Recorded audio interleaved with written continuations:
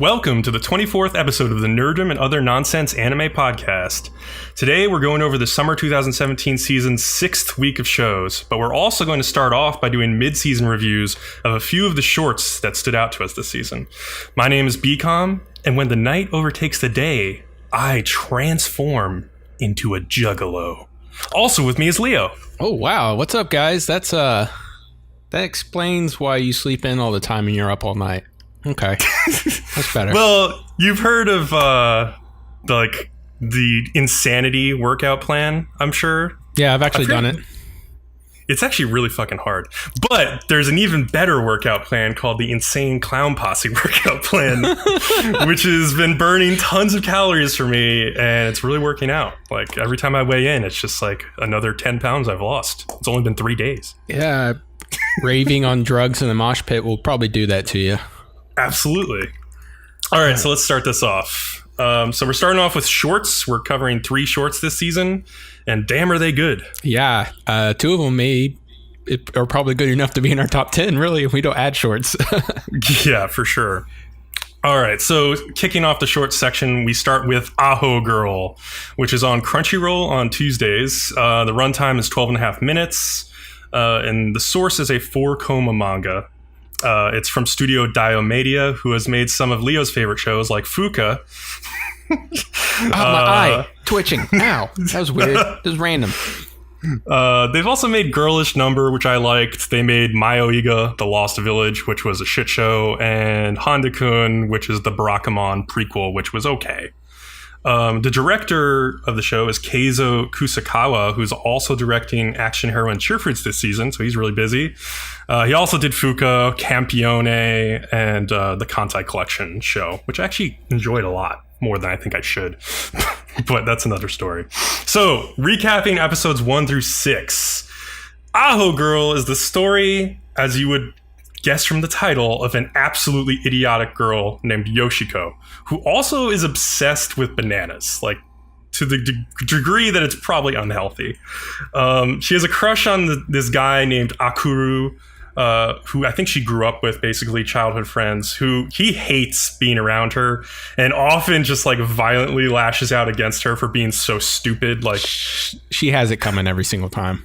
She basically does. Like, in another anime, I might be offended, but this anime, it's played for comedy so well, and like, it's just so over the top. Like, he punches her in the stomach and like launches her into the universe and stuff. Or swings her around and throws her into trees, which is one of my favorites. They also have a cute, shy, blonde-haired friend named Sayaka, who is constantly being overwhelmed by like Yoshiko's actions and Akuru's actions. So it's funny just to have her there as like maybe like a stand-in for the audience, kind of, as she's just like, these people are crazy. And the class president is named Fuki Incho, which literally means like class president, who has a crush on Akuru and very large breasts, which Yoshiko is kind of jealous of. Oh no, she's the moral committee president. Oh, is that what it is? Yeah, moral committee president. Yeah, that's why, because that's her excuse for everything. He's like, why are you stalking me? She's like, I'm making sure you're not doing anything wrong. But of course she's always doing things wrong. In that she's like breaking the rules to follow her crush. She's kind of dumb herself. Yoshiko will like get her caught up in like stupid stuff all the time. Pretty much, yeah, like invading Akuru's bedroom in the middle of the night and stuff. Yeah. Yoshiko's mom, who is probably both of our favorite characters. She is amazing. She basically is begging Akuru to just like marry Yoshiko so she doesn't have to worry about her future and like her like literal survival, because like if she was left to her own, means, like she would just probably end up in a gutter somewhere in like 5 minutes. Like, she just couldn't do it. But the really funny thing is she wants to get rid of her so she doesn't have to deal with her anymore. Yeah, I mean, I can understand where she's coming from because she's a lot to deal with. Yeah. So yeah, if all of that sounds like a really dumb setup, that's because it's supposed to be really dumb. And what makes the show really fun is like the quality of like the direction and like the execution of the gags and like the timing of the comedy and visual gags. And like, as dumb as Yoshiko is and as repulsive as some of her actions and the violence can be, like everything is so over the top that you can't help but just laugh at this ridiculous Even when they situations. do the fan service, it's purely played as comedy. Oh, absolutely. Yeah. I never feel like this is like an overly fan servicey show because it's just so based in like dumb comedy that I can't take it seriously at all. And it also uses like a number of different types of animations and art styles to like underscore the gags, like especially the visual gags. Like it's one of my favorite parts of the show is like when they like throw out like weird scenes to like underscore everything that's happening. And also one interesting thing they do is like for each episode, the OP changes. So it's slightly different every time. Oh, the animation, really yeah. Yeah, the animation changes. The animation is typically just like a bunch of bananas flying by the screen, which is fantastic. There's also these little transitions in the show that are just like bananas flying across the screen. I fucking love it. It's so good. I have a friend that's watching this, and we had a side game going that we've like let ourselves down the past few weeks because there haven't been a lot of bananas. But we basically have a banana ready at the beginning of each episode, and every time a banana appears on screen, we take a bite. It's so ridiculous. This is actually a really healthy game for you. You'll get a lot of potassium. So yeah, Aho-Girl is like but really you gotta be healthy. careful. Bananas have lots of vitamin K, and vitamin K can be a poison in large doses. Yeah, I think Yoshiko might have a problem with that eventually. She should have overdosed way before now. Yeah, but so you read the manga for this? Yeah, I read the manga, and it actually had. There hasn't been an update for like months now. But about episode 2 or 3, suddenly somebody picked it back up and started translating it. And there's been almost a new chapter every single day for the past 3 weeks, maybe. That's good. So that's really awesome to see. And it's still funny. There's still lots of good stuff in there. And they have a decent amount of material to work with, really. Oh, that's cool. So do you think the anime makes any improvements on the manga, like visually or sound-wise? Sound-wise? Yeah, there's like, I mean, there's like Yoshiko's voice, like her voice actress, I'm giving her props because like she just goes batshit insane. It's funny. It definitely follows the illustrations to a T. Yeah. It's like if you were to hold the manga right up to any screenshot, it would look exactly the same. Oh, that's cool. Okay. So that's pretty cool. But it's kind of neat because it's a 4-panel manga, but it does like 5-6 pages at a time of it. Okay. Because there's like another Tomo something else I read, which is like almost an everyday thing, and it's just literally the 4 panels. Right. Rather than 6 pages of it or something like that. But yeah, it was just really nice to see it finally come back. And this show, I love every single character. There's not a character I don't dislike. One character we did skip over was that guy, that Yankee guy. Yeah, I forgot about him. He kind of has a crush on Akuru too. He doesn't really have a crush on Akuru. He just wants to be friends with him, and he's begging to be friends with him. It's so weird. And Yoshiko is like coaching him on how to do it. It's fantastic. So that's like the first of my 2 favorite shorts so far this season. Then we have Tsuredure Children. Yes. Which is also on Crunchyroll on Tuesdays. Tuesdays are a good day for Crunchyroll this season. Its runtime is also 12.5 minutes. The source is a 4-koma manga as well. The studio is making it is Gokumi, who I don't like a lot of stuff they've made. They've made shows like Lances and Mask, like Siren, which was not so great, Kiniro Mosaic, which is okay. I don't know. And the director is Hiraku Kaneko, who basically has only made ecchi and hentai shows before this. Like Valkyrie Drive Mermaid, Seikon no Quasar, like a bunch of hentai. That's what he's directed. So that's where he's coming from. But this is not an ecchi show or a hentai show in any way. No. Wow. Yeah, isn't that interesting? That's very interesting. So we've seen through episode 6. I think Leo's actually seen episode 7. I've seen 7, and it probably escalated one of my favorite couples out of all the couples here. Oh, cool. Yeah. So this is a story that's set up a lot like if you watched Tsukigakure with us last season. You know how there was all those shorts at the end of each episode of Tsukigakure, like little shorts of like different characters, like different couples and stuff. So this one is based up like an entire show like that. So in the 12.5 minutes you're watching, there's basically like 4 segments of like 3 minutes long about a different couple. And like there's a lot of different couples. There's more than like the same ones every episode. I'm trying to count them. in my. Yeah, I don't know. There's like 6 or 7, maybe 1, 2, maybe 8. I don't know. 3. I haven't really counted. 4, 5, maybe 5 or 6. It's so funny because when you go to the characters and voice actors, that everybody's supporting. There's no main character. Yeah, there really is no main character of the show. Yeah, it just focuses on all these different like guy-girl couples, basically. And so I would say that like I think you would agree with me, Leo, that like these shorts like put the shorts at the end of Tsukigakure, which we liked a lot, like completely to shame. Yeah. Like these are so good. They're so freaking good. So yeah, each couple isn't in every single episode, but they do return every once in a while and their story continues from where it left off. And so like I feel like this gives the show the advantage of being able to showcase a ton of different perspectives on school love stories all at once. So like even if you don't like the dynamic between one couple, there are multiple other couples who you might enjoy. Yep. So a couple examples, like some of the couples are really awkward. There's one girl who is like desperate for her boyfriend to like just kiss her. They've been dating for like a year, she thinks, but it turns out he wasn't even aware that they were dating at all. It's just been like spending time with her. Miscommunication or something like that. Exactly, yeah. And all of their scenes involve like constant miscommunication. It gets kind of ridiculous at certain points. It's like, how did you not understand what he was saying or she was saying? But, you know, it's funny. My favorite couple probably is this stubborn, blonde, delinquent smoker girl. The Yankee. The Yankee girl she gets moved on very aggressively by a dude who's like got dark hair and glasses, and he's very confident in himself. I think he's also like the moral committee president or like class president or something like that. Like he's a person of like upper standings in their school.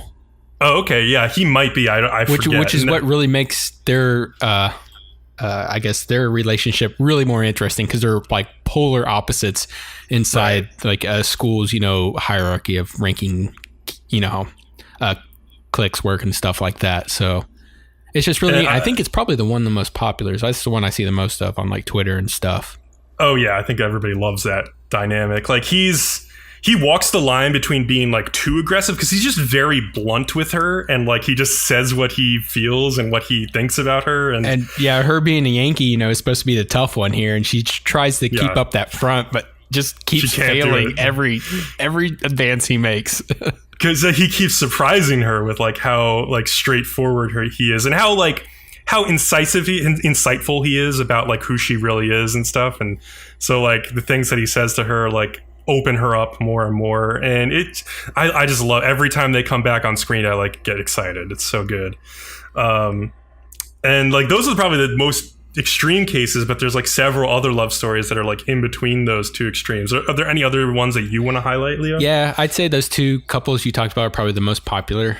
But as of episode 7, I've slightly shifted to one of the red-haired long girl, Yuki Minagawa. Oh, yeah. She's like, I like her too. Oh man, she's like really upfront with the guy she wants to date, but then like she teases him at the same time because he's really easy to tease, and it's great. But it is pretty great, yeah. It like I was pretty cool with it, but man, episode 7, it's the very first scene. It killed me. I'm not gonna give it away, but like the guy's little sister gets involved, and she's a bit attached to her brother, so she like takes like he goes to the bath and he picks up the phone and sees their conversation and tries to derail it, and I'm just gonna stop there. And it is hilarious. Okay, I can't wait to watch that. Completely hilarious. But if not them, I think my other it would be a toss-up between Ayaka Kamine, which is the blue-haired girl with the side ponytail. Super hot. Right. Yeah. And where is she? She actually just got introduced recently. She's got the drill type hair. I think it's... Oh, of course you like the drill-haired girl. Kazuko Hosogawa. Okay. Yeah. And she has the relationship with the blonde dude, Shinichi Katori, who is like an idiot, but like... yeah. But he's always posing and stuff, and like she falls for him. So it would probably be between those two. But the blue-haired girl is like... She starts dating the guy, which was... Was he a childhood friend? I think so, yeah. Or they were at least longtime friends, but they start dating, and kind of another miscommunication thing. Like, he doesn't know how to be in a relationship. So at one point, she thought he was breaking up with her, and she like starts crying and stuff. But he was like just trying to tell her he loved her or something. It's great. Yeah. And these almost sound silly, but if you watch it, it's so good. They're really fun. And like I said, they're just like little 3-minute chunks of each of these people. Then they go on to the next one. So like Bcom said, if you didn't like one, go to the next one. Going. It's fun. Yeah. All right. So moving on from those two really fun shows, we have Netsuzou TRap, also known as NTR or Netorare. This is on Crunchyroll on Wednesdays. The runtime is 9 minutes. And its source is also a 4-koma manga. The studio is creators in Pack, who are known for making absolute garbage. Director is Hisayoshi Hirasawa, who actually directed Oji-san to Marshmallow, which wasn't too bad. It wasn't great either. He also directed... I think I watched like 2 or 3 episodes of that. And then I finished it off, but it was kind of dumb in the end. I don't know. I liked the little... Going off topic, I like the little shorts at the end of each episode where they're like 2 live action girls like making different things with marshmallows. Oh, that was I pretty remember awesome. that. Oh, and wasn't the guy like actually married while the office lady was like going after him the whole time too? Yes, and that was kind of stupid. There's also Oz Mafia he directed, and like Miss Bernard Said, which 3 people might have watched a couple seasons back. So anyway, all right, episodes 1 through 6 of Netsuzou TRap. This show is focused basically on 2 couples and a lot of dynamics between those 2 couples. The 2 main girls are Yuma, who's got pink hair and who is in a relationship with a guy named Takeda.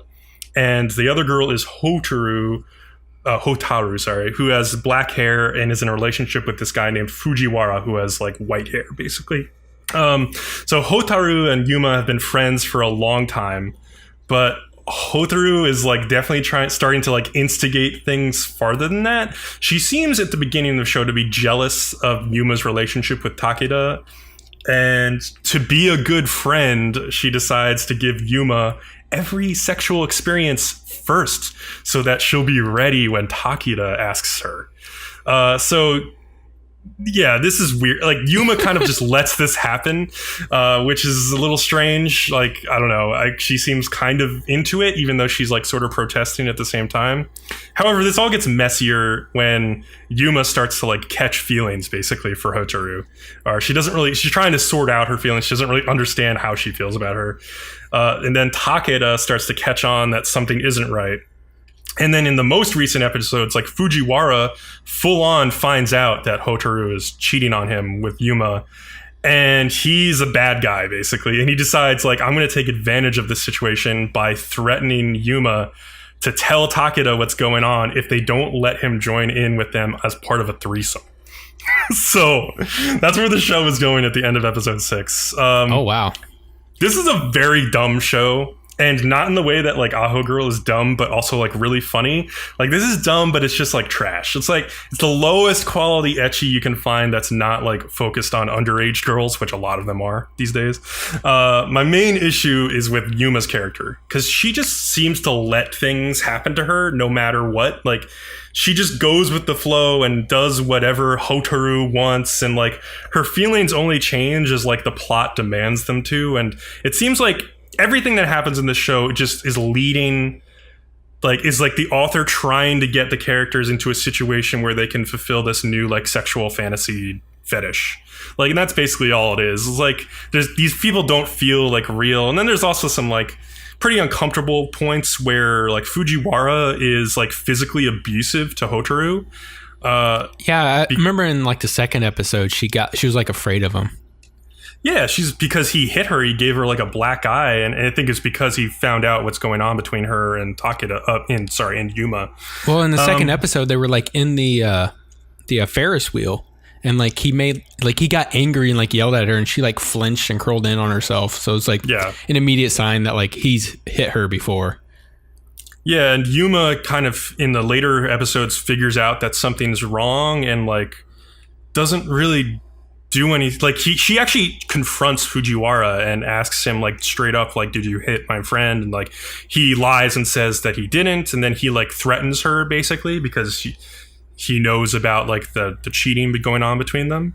So now that this like threesome is a thing, there's a cliffhanger at the end of episode 6 that like he basically walks in on them and like undressed and like going at each other. And he's like, so are you going to actually let me join? And that's like the cliffhanger. But if they do let him join in that threesome, I'm kind of done with the show. Because it's like, this guy is like a total fucking asshole. And like, I don't want to see a threesome. I don't want him to get rewarded for being a piece of shit, basically. So I hope that doesn't happen in episode 7. We'll see. But I know this is our good friend Chibi Rob's favorite show of the season. What? Yeah, he loves this. Like, why? He loves like trashy, like ecchi shows. Like, so this is like, I remember when like episode 1 came out, I watched it and I was like, Rob, this is such a perfect show for you. And then he like changed all his Discord stuff to like Netsuzou TRap like pictures and like everything. Oh, is that why you're reading right now? Pretty much. Oh man. So yeah, Netsuzou TRap is definitely the worst of those 3 shorts, but it's definitely intriguing. At least like you might be into it if you like trashy, sexy stuff. I don't know. If there wasn't a bunch of other good stuff out this season, I may have continued with it, but yeah, can't. All right, so that's the shorts we checked out this season. So let's get back into our weekly reviews. So on Sundays, we got Centaur no Naomi, A Centaur's Life. Hi, what? Centaur or Centaur? I think you could say it every way, or either way. Like, I caught it listening to our last podcast. Because like you say like the word like the word Taurus, like it's pronounced Taurus. Like you wouldn't pronounce that Taurus. So I would say Centaur. But I say Centaur. I don't know. Yeah, I think it's either equally like. I think they're both fine. I just thought it was funny. Yeah. So as usual, episode 6 has a ridiculous title. Is being able to retrace one's past and ancestors a reason to be happy or unhappy? / does getting a job doing what you love really bring happiness? It is a very big title. All right, so this episode starts off with Himeno waking up to her like 7 a.m. alarm and getting her mom's call for breakfast, and then like thinking about getting up, but then collapsing back into bed, which almost like breaks the bed frame. And her mom even says like, you're going to break the house if you do that. Like she's so heavy. Oh yeah. She's a horse dropping. I mean, it's going to shake your house, especially from the 2nd floor. All right. And then we get this scene of her walking downstairs. And I'm going to stop right there for a second. Why the fuck would centaurs have like a multi-floor house with stairs in it? That'd be so difficult for them to navigate. Like, why wouldn't you build ramps or something? The society. Everybody else is bipedal. So they're 2 legs. So they're going to, and they're probably building the houses en masse like, you know, most people do. So that's the house they would end up going with. Yes, it may be more difficult for the horse, but like, as we know, the show does its best not to discriminate against any one species. That's a good point.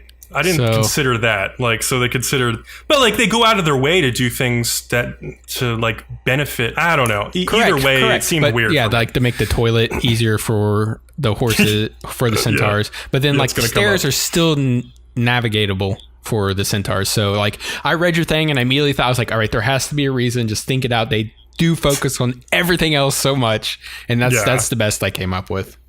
So speaking of the toilets, like meanwhile in the morning, like Hime's dad is just taking like a huge dump.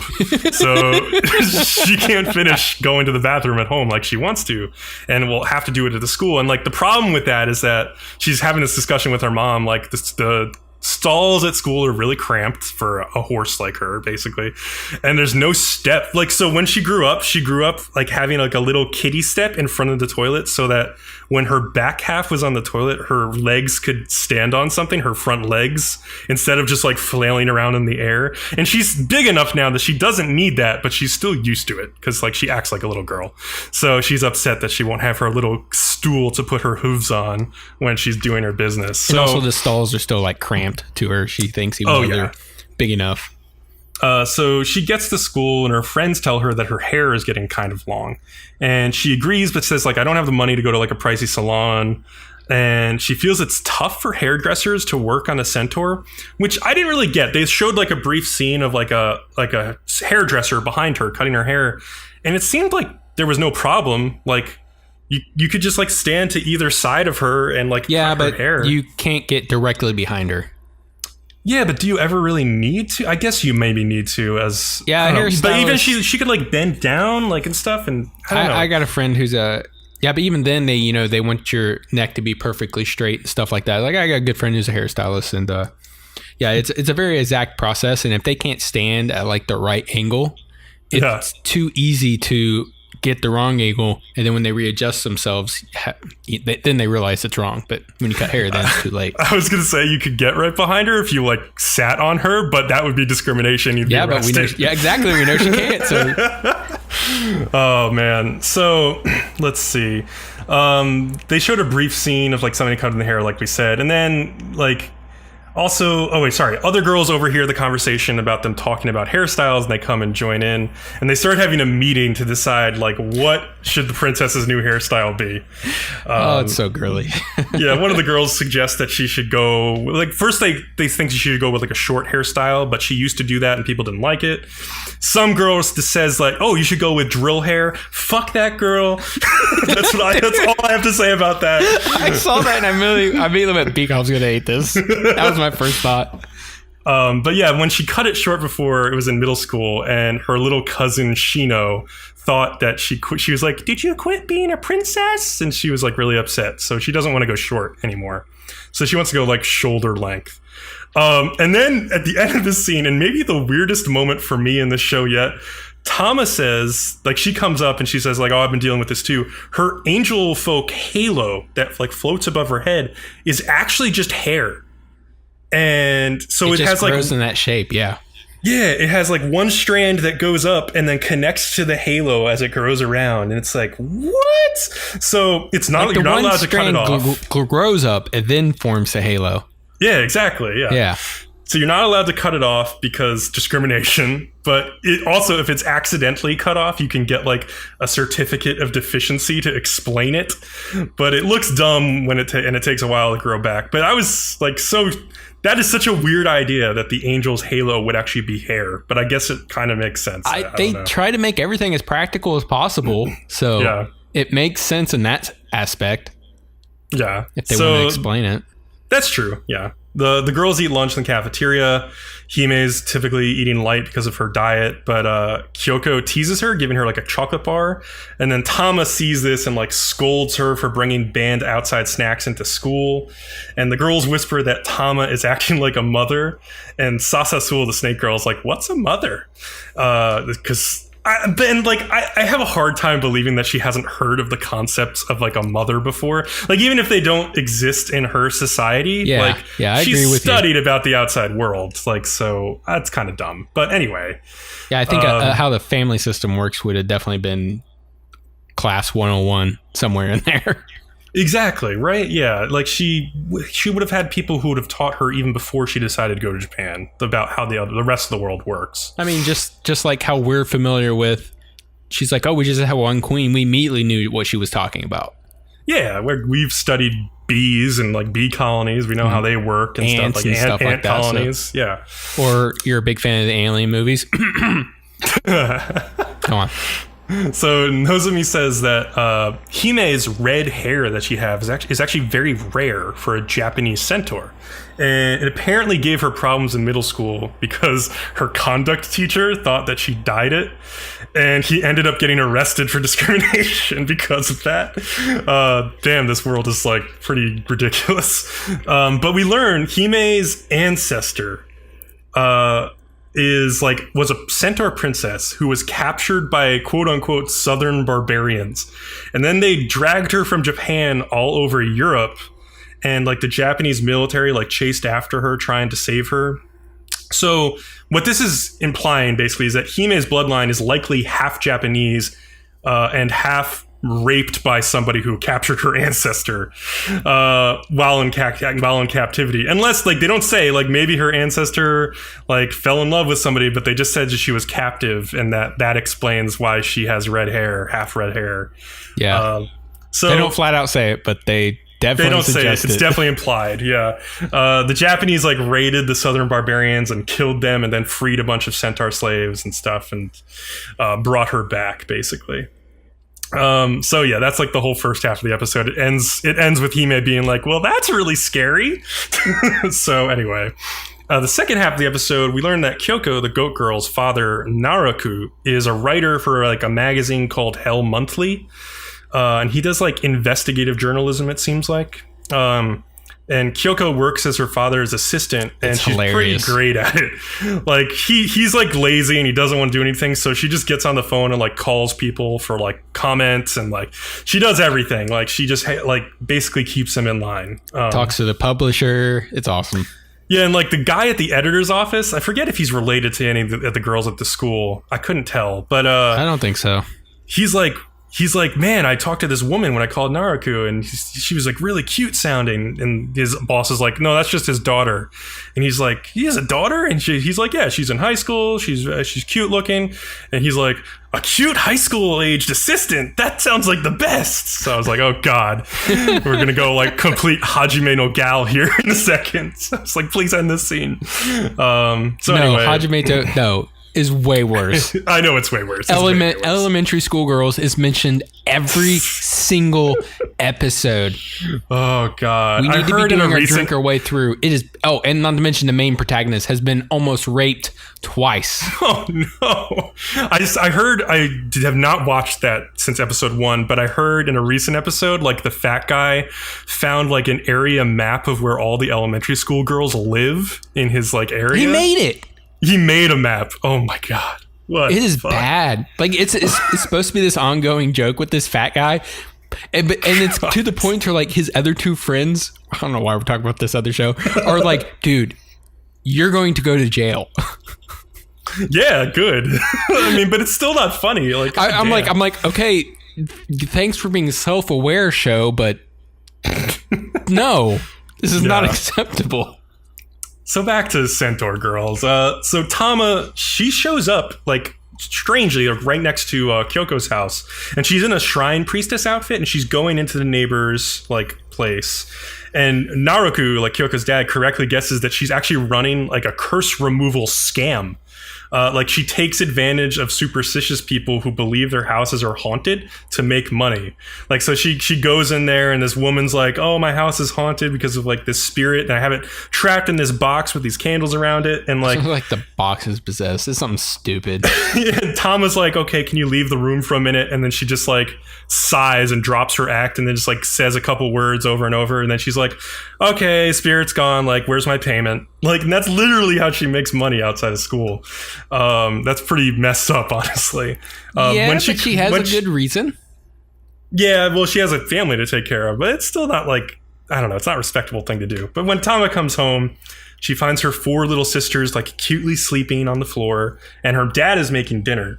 And this kind of gets like pretty serious here out of nowhere. The scene is just like super, like it got so serious and like dark, like it pulled me out of the show. I'm like, what is going on with this scene? Yeah, so her dad, he works part-time, but then he also like is trying to be a painter. But like, so he's at home and he's cooking dinner where all the girls are asleep, and Tama's like upset at him because like the girls are asleep. He has downtime right now, so like she thinks he should be painting. Like, if is he a true artist, he should be like just painting at every chance that he has. But he's like, you know, you can't just like drop everything and paint at the drop of a hat, which is like an excuse a lot of artists make. But so like she doesn't see it that way. She's like, you can either be a good father or you can be a good artist. And she's like, you need to choose which one you want to be, which is kind of unfair to him. Like, yeah, I don't know. She even says like, the part-time contractor work that he does like just makes him a lousy father because he's like working to earn compensation for his youngest daughter's like medication that she needs. And I was just like, man, Tama, you've got a lot of issues here. Like, you need to like iron this out. They do not have a good relationship. Where the mother is? I can't remember if she's passed away. I don't remember. They've talked about it. They may have mentioned it briefly, but I forget. So. Yeah. Anyway, after that crazy scene, back at Hime's house, she's like completely different family. She's like asleep in a living room, and her parents are together like watching the news. And it's funny, you hear on the news broadcast that America has elected the Democratic Communist candidate Ime Koka as their president. I was like, yeah, that'll happen. Democratic communist, please. All right, so then there's a final scene where Nozomi is getting praised by like people at her martial arts like place for being a good teacher. Back to the last scene. It's funny because like Hime's fallen asleep on her mother. Mm-hmm. And her dad's like jealous. He's like, why does she ever fall asleep on me? Yeah, and they just treat her like a big child basically, because that's kind of how she acts. They flat out say that they're like, she's just a big child now. Yeah. That's and then there was like this random final scene with like Sasa Sul at home looking at fashion magazines. The episode kind of ended like sort of abruptly in like a weird way. Just like looking at the family life of all these different people, basically. Yeah. But yeah, that one painting scene was like it was out of place. Brutally ridiculous. It was kind of out of place. Yeah, she really does not like her father. Like she thinks like he's lazy and not doing his fair share to take care of like the children, basically. I wouldn't say she doesn't like him. I'd say she's unhappy with him. Yeah. But yeah, it was. I was trying to make sense of the whole scene, and I'm like, what is she? I couldn't really tell what she was actually telling to do. Was it just choosing one of the jobs? Like she was literally saying, you know, if you're going to be a painter, well, then you need to abandon your children. I was like, whoa.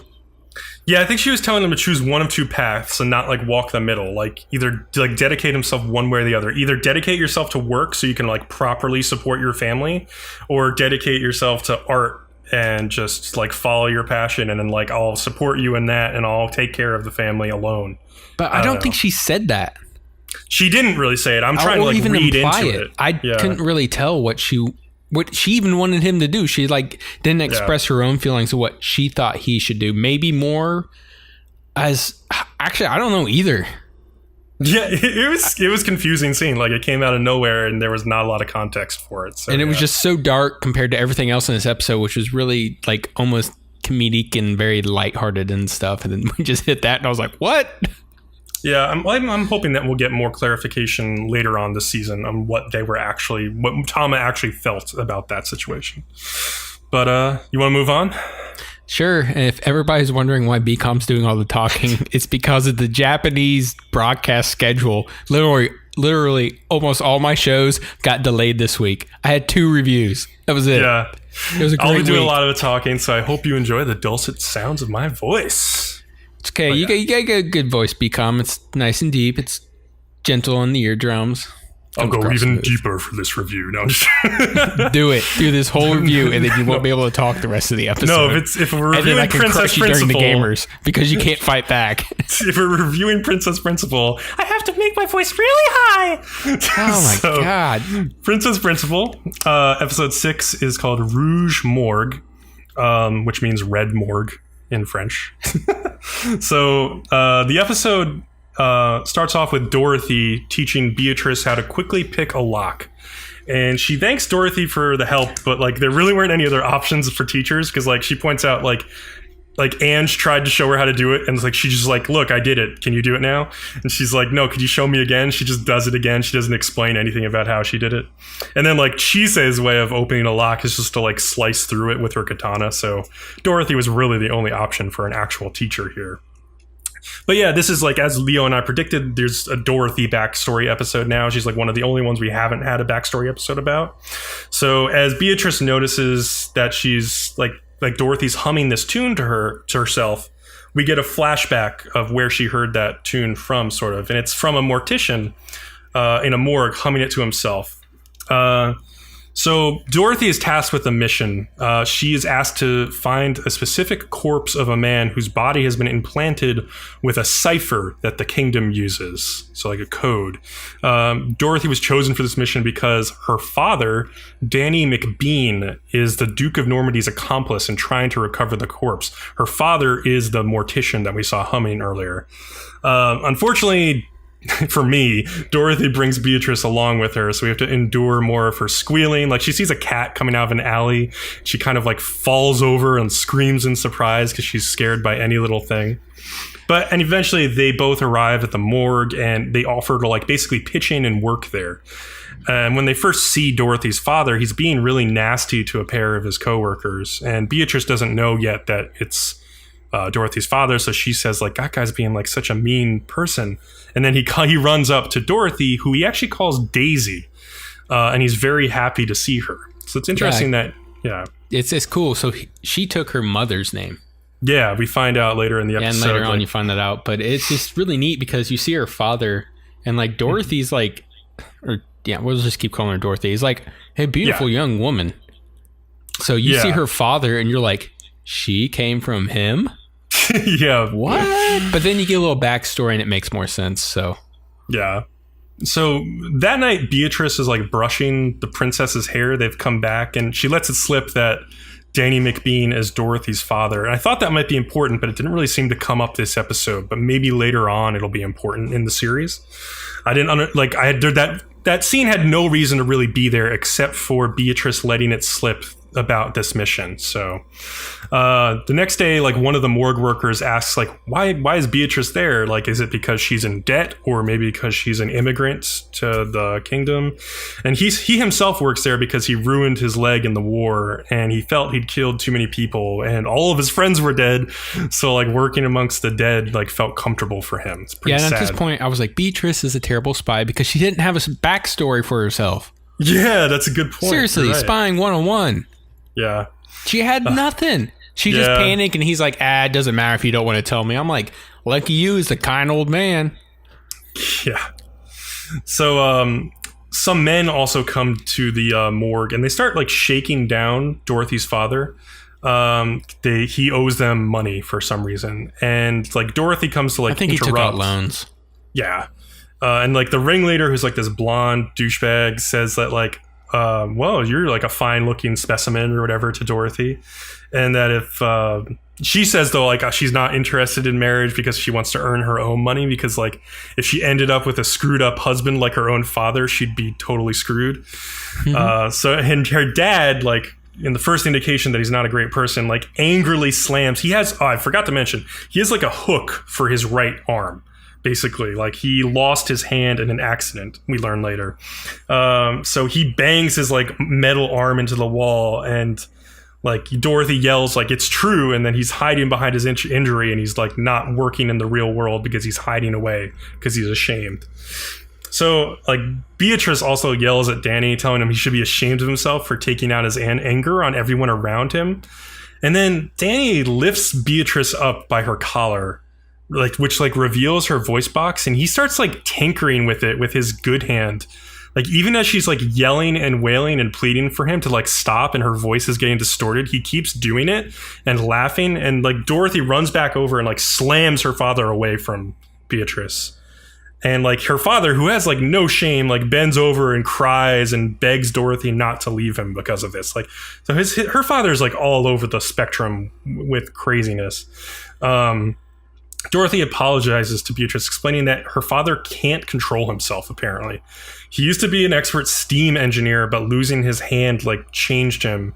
And we see a flashback of like when Dorothy was still living with him as a girl, and he would just like come home at night and like beat her within an inch of her life with his metal arm, like leaving her bruised like all over her face, all over her body. And then like he would always like apologize and hug her after his rampages, but like eventually like Dorothy had to get out of there. Like she couldn't take that abuse anymore. So she ran away to the Commonwealth, and it was coincidentally on the same day that the revolution started. So she could basically never go back to the kingdom. So Beatrice is amazed that Dorothy like revealed all this stuff about her past when people like Ange will never say anything. But Dorothy says, well, that maybe means I'm weaker than Ange is. But Beatrice is like, no, we're true friends now because you told me all that stuff. God, I hate Beatrice so much. But yeah, her voice is absolutely terrible. You're all right. I will agree with you 100% on that. Yeah. So then for some reason, there's a short scene where Ange and the princess like rehash their conversation about how the princess wants to become queen so they can reunite like the people and that are separated on either side of the borders of this war. And so like the Ange and the princess could like don't need to hide their own relationship. I don't understand why they put that scene in this episode, because we already basically got that conversation in a previous episode, and they're kind of just rehashed it, and it had no effect really on the rest of this episode.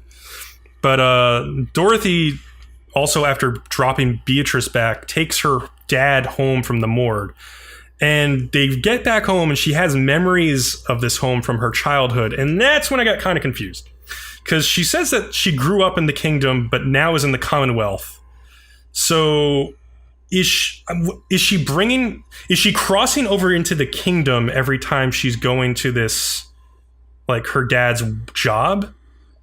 Like, is she, because like she goes, like Beatrice has been going back to the Commonwealth at night to brush the princess's hair. But then they cross over to the kingdom because like that's where her home is. That's where she takes her dad home. So is she just constantly crossing the border? That's why I was very confused by this. Okay. Which side did they fight for?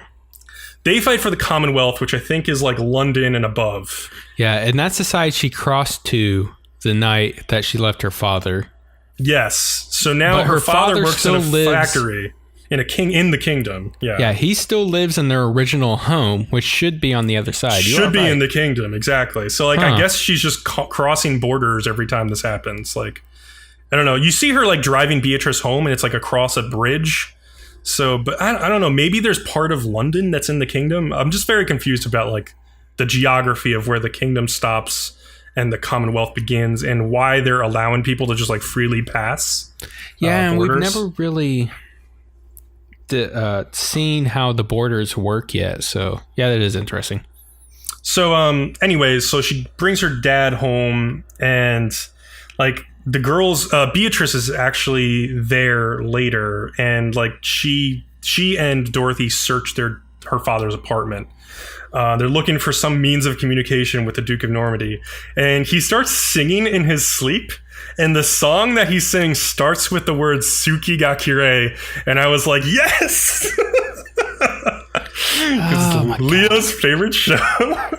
Why do you always bring this up? Because you hate it when I talk shit about it, but you just bring it up every time so I can talk shit. It's not my fault. Princess Principal brought it up.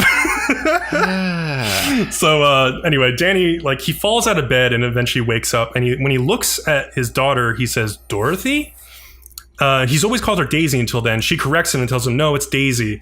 And that was kind of confusing, but the implication, as we said before, is that Daisy, who is Dorothy, took her mother's name for spy work, basically.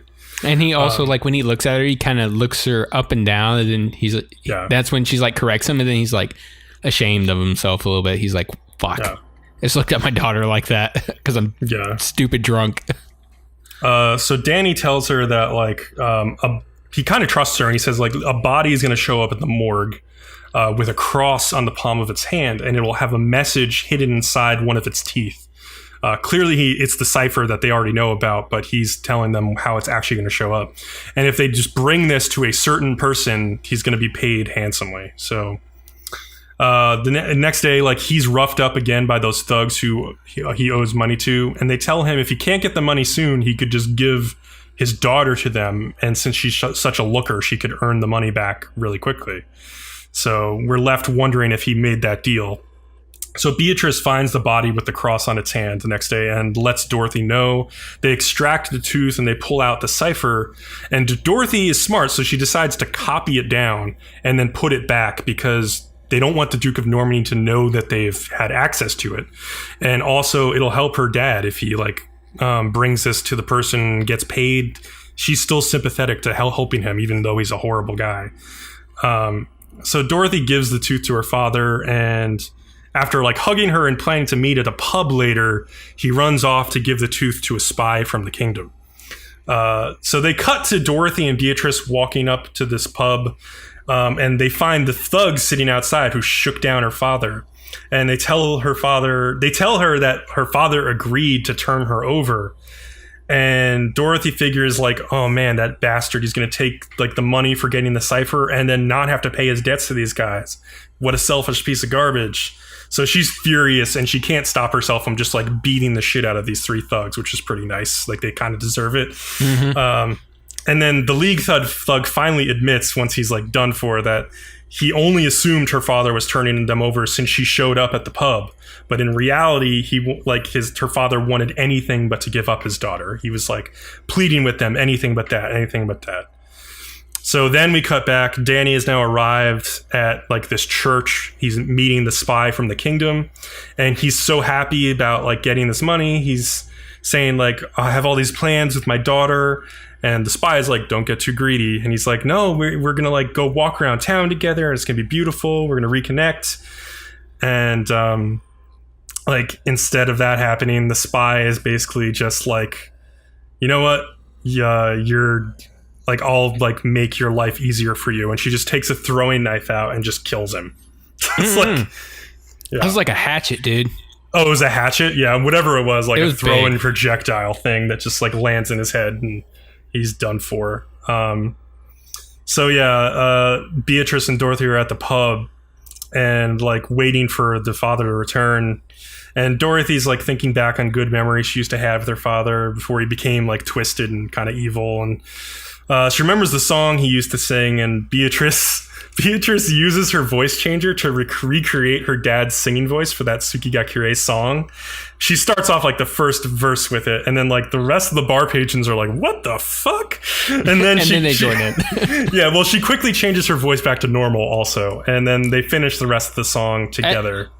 I felt like she did it literally just long enough to grab people's attention, and then she switched back to her own, so like they didn't really question it. And they're like, we're drinking, we're drunk. It's almost like, dude, did I really hear that right? No, that couldn't have been. So like, meanwhile, back at the morgue, Danny is wheeled in, and the morticians are like horrified to see their colleague dead. And then Dorothy, it cuts back to her, and she's thinking to herself, you're late, to her dad. And her dad's like put in a drawer at the morgue. And so it's a pretty sad ending. But in a lot of ways, I can't really forgive her father for like beating the shit out of her as like a little girl. Like, yeah. I mean, it's hard. I don't know. I think it's up to each individual like child to forgive their parents for something like that if they really want to. I don't know if I could forgive my parents if they did something like that to me. It's on the child themselves. It's nobody else's place to make that judgment call for them. Exactly. So yeah, I hope we're done with the background episodes now. I just want to get into like the main plot, because I think that was like we were talking about last week. I think this is like the last background episode we have to go through.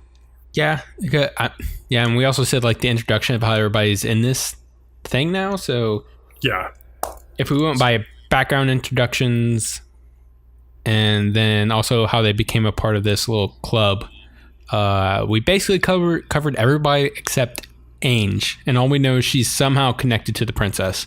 Something between those two happened way before all this. Whatever that was. It's possible we could get another background episode of just Ange, but if we do, I feel like that would lead more directly into the main plot anyway. So I do also. I think if we do, it's also the introduction into like ending this war or whatever path it's going on. I'll just say also, as annoyed as I am with Beatrice, I think she was a little bit more tolerable this episode because she had some like actual like good moments and good conversations. And she wasn't screaming. She wasn't screaming the whole time. So yeah. But yeah, let's move on. Okay, so you want to do Tuesdays, and do you want to do that one episode you should have done last week? Yeah, if you listen to last week's podcast, we're starting with Restaurant to Another World here, and I totally watched episode 6 by accident. And I started to review it in our podcast last week, and then caught myself and said, wait, that's the wrong episode. Actually, Leo actually caught me. I had no idea. Which was hilarious because you started it and like I had to get up and leave real quick. So I came back in the middle of it and I'm sitting here thinking to myself, I don't remember this scene at all. And I start reading some more of your notes and I'm like, I remember none of this. I know what happened this episode, so like I quickly opened Crunchyroll and looked real quick and saw that you had the episode 6 title on the episode 5, and I was like, wait, Bcom, wait. God, that was dumb. It's just like, I don't know. It happens sometimes.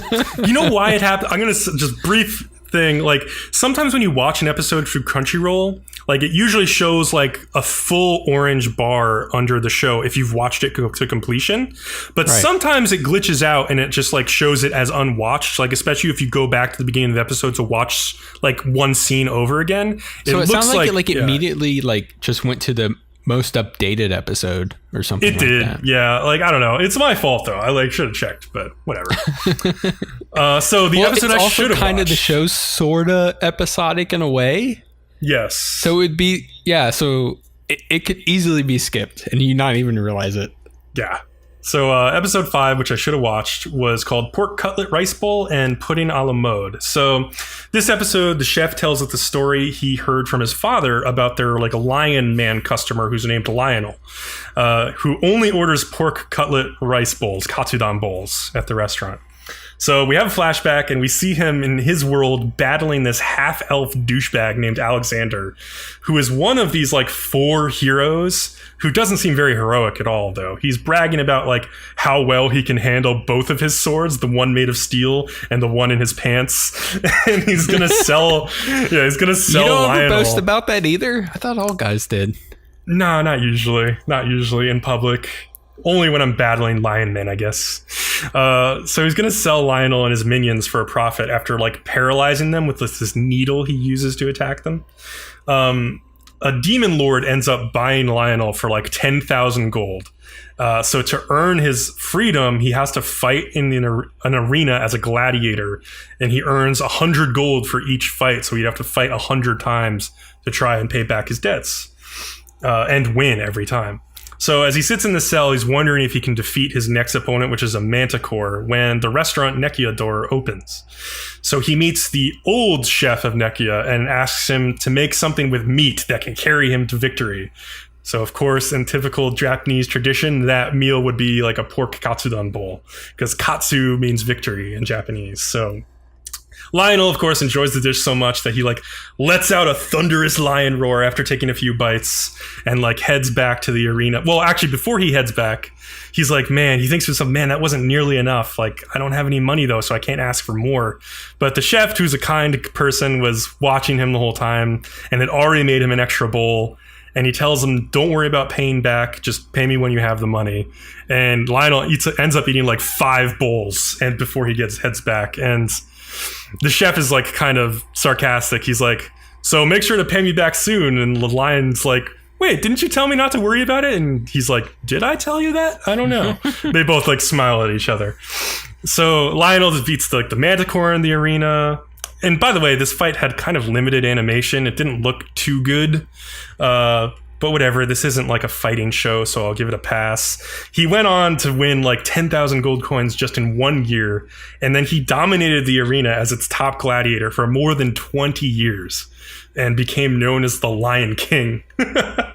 So it's pretty awesome. I guess those pork katsudan bowls really work. So as the second half of the episode begins, Aletta notes that, like, hey, the dessert menu and the dinner menus for the restaurant were written by different people, aren't they? She still can't really read this Eastern continent language that the menu's written in.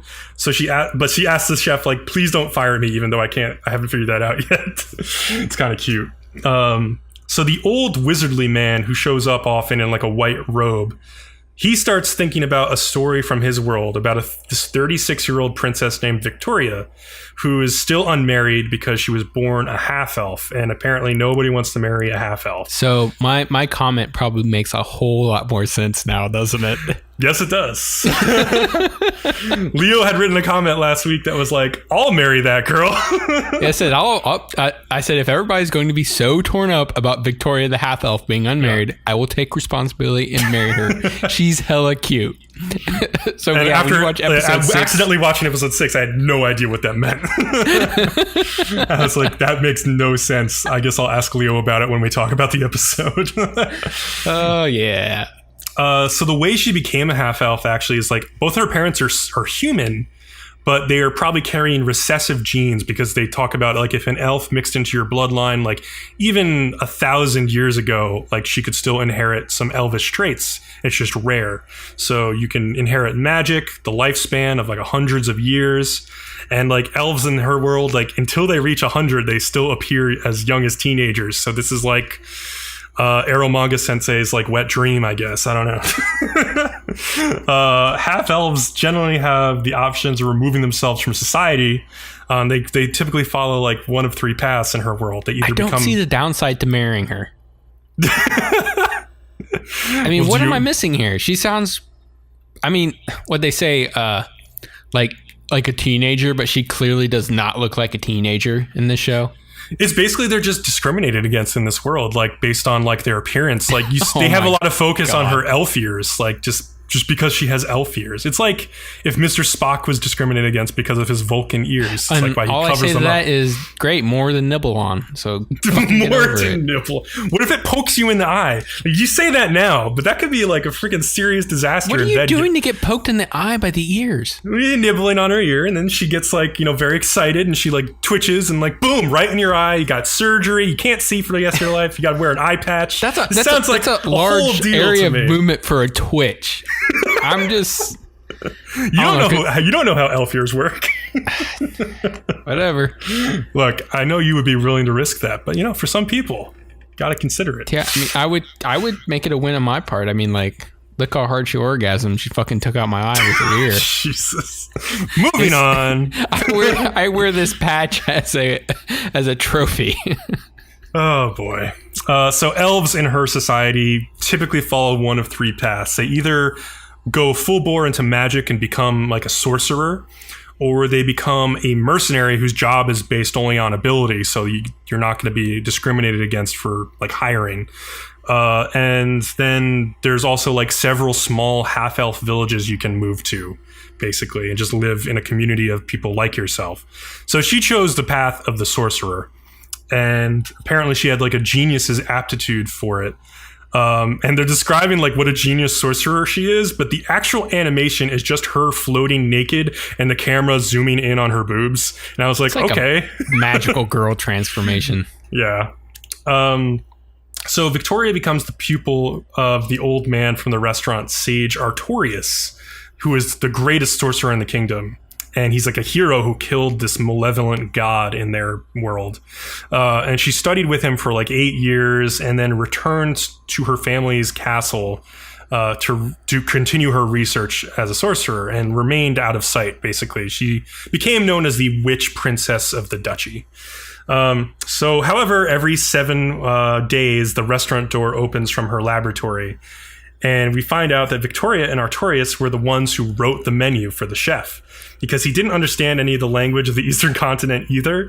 So he asked them if they could write the menu. And since Artorias was not fond of sweets, he left a dessert menu to Victoria.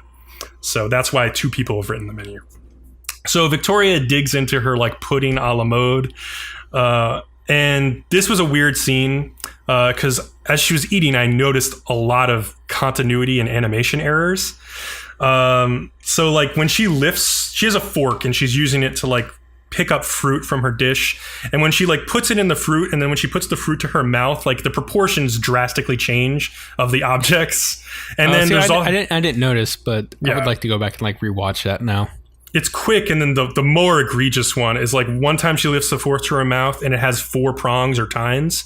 The next time she lifts it to her mouth, it only has 3. So like the fork like magically changed. So that's pretty bad continuity stuff. But like yeah, and the spoon comes out of her mouth at weird angles. It's just like it's a bad looking scene, but you know she's eating her pudding and enjoying it, whatever. And like, I'm kind of getting tired of everyone just enjoying the food. I would like for one person to show up that doesn't like the food and for them to have to work a little bit harder. That would be kind of cool. But yeah, when Victoria returns to her world, she brings like takeout pudding with her. And it turns out that the research she's been doing was building this little box that has like a little rune inside of it in a blue icy flame, basically as her own little pudding refrigerator is what she's researching, because that's all she really cares about is this pudding. So yeah, that's the end of that episode. Yeah, it's a mini fridge. That's awesome. It's a little mini fridge that she's designed. And they had that conversation earlier where they were talking to her about how she was going to enlarge the box. Oh yeah, right. I forgot about that. I thought it was just kind of neat little placement there. Can I talk now? Yes, you may. I'll do episode 6, sandwiches / steamed potato with butter, and I'm going to use Bcom's summary because he wrote it last week.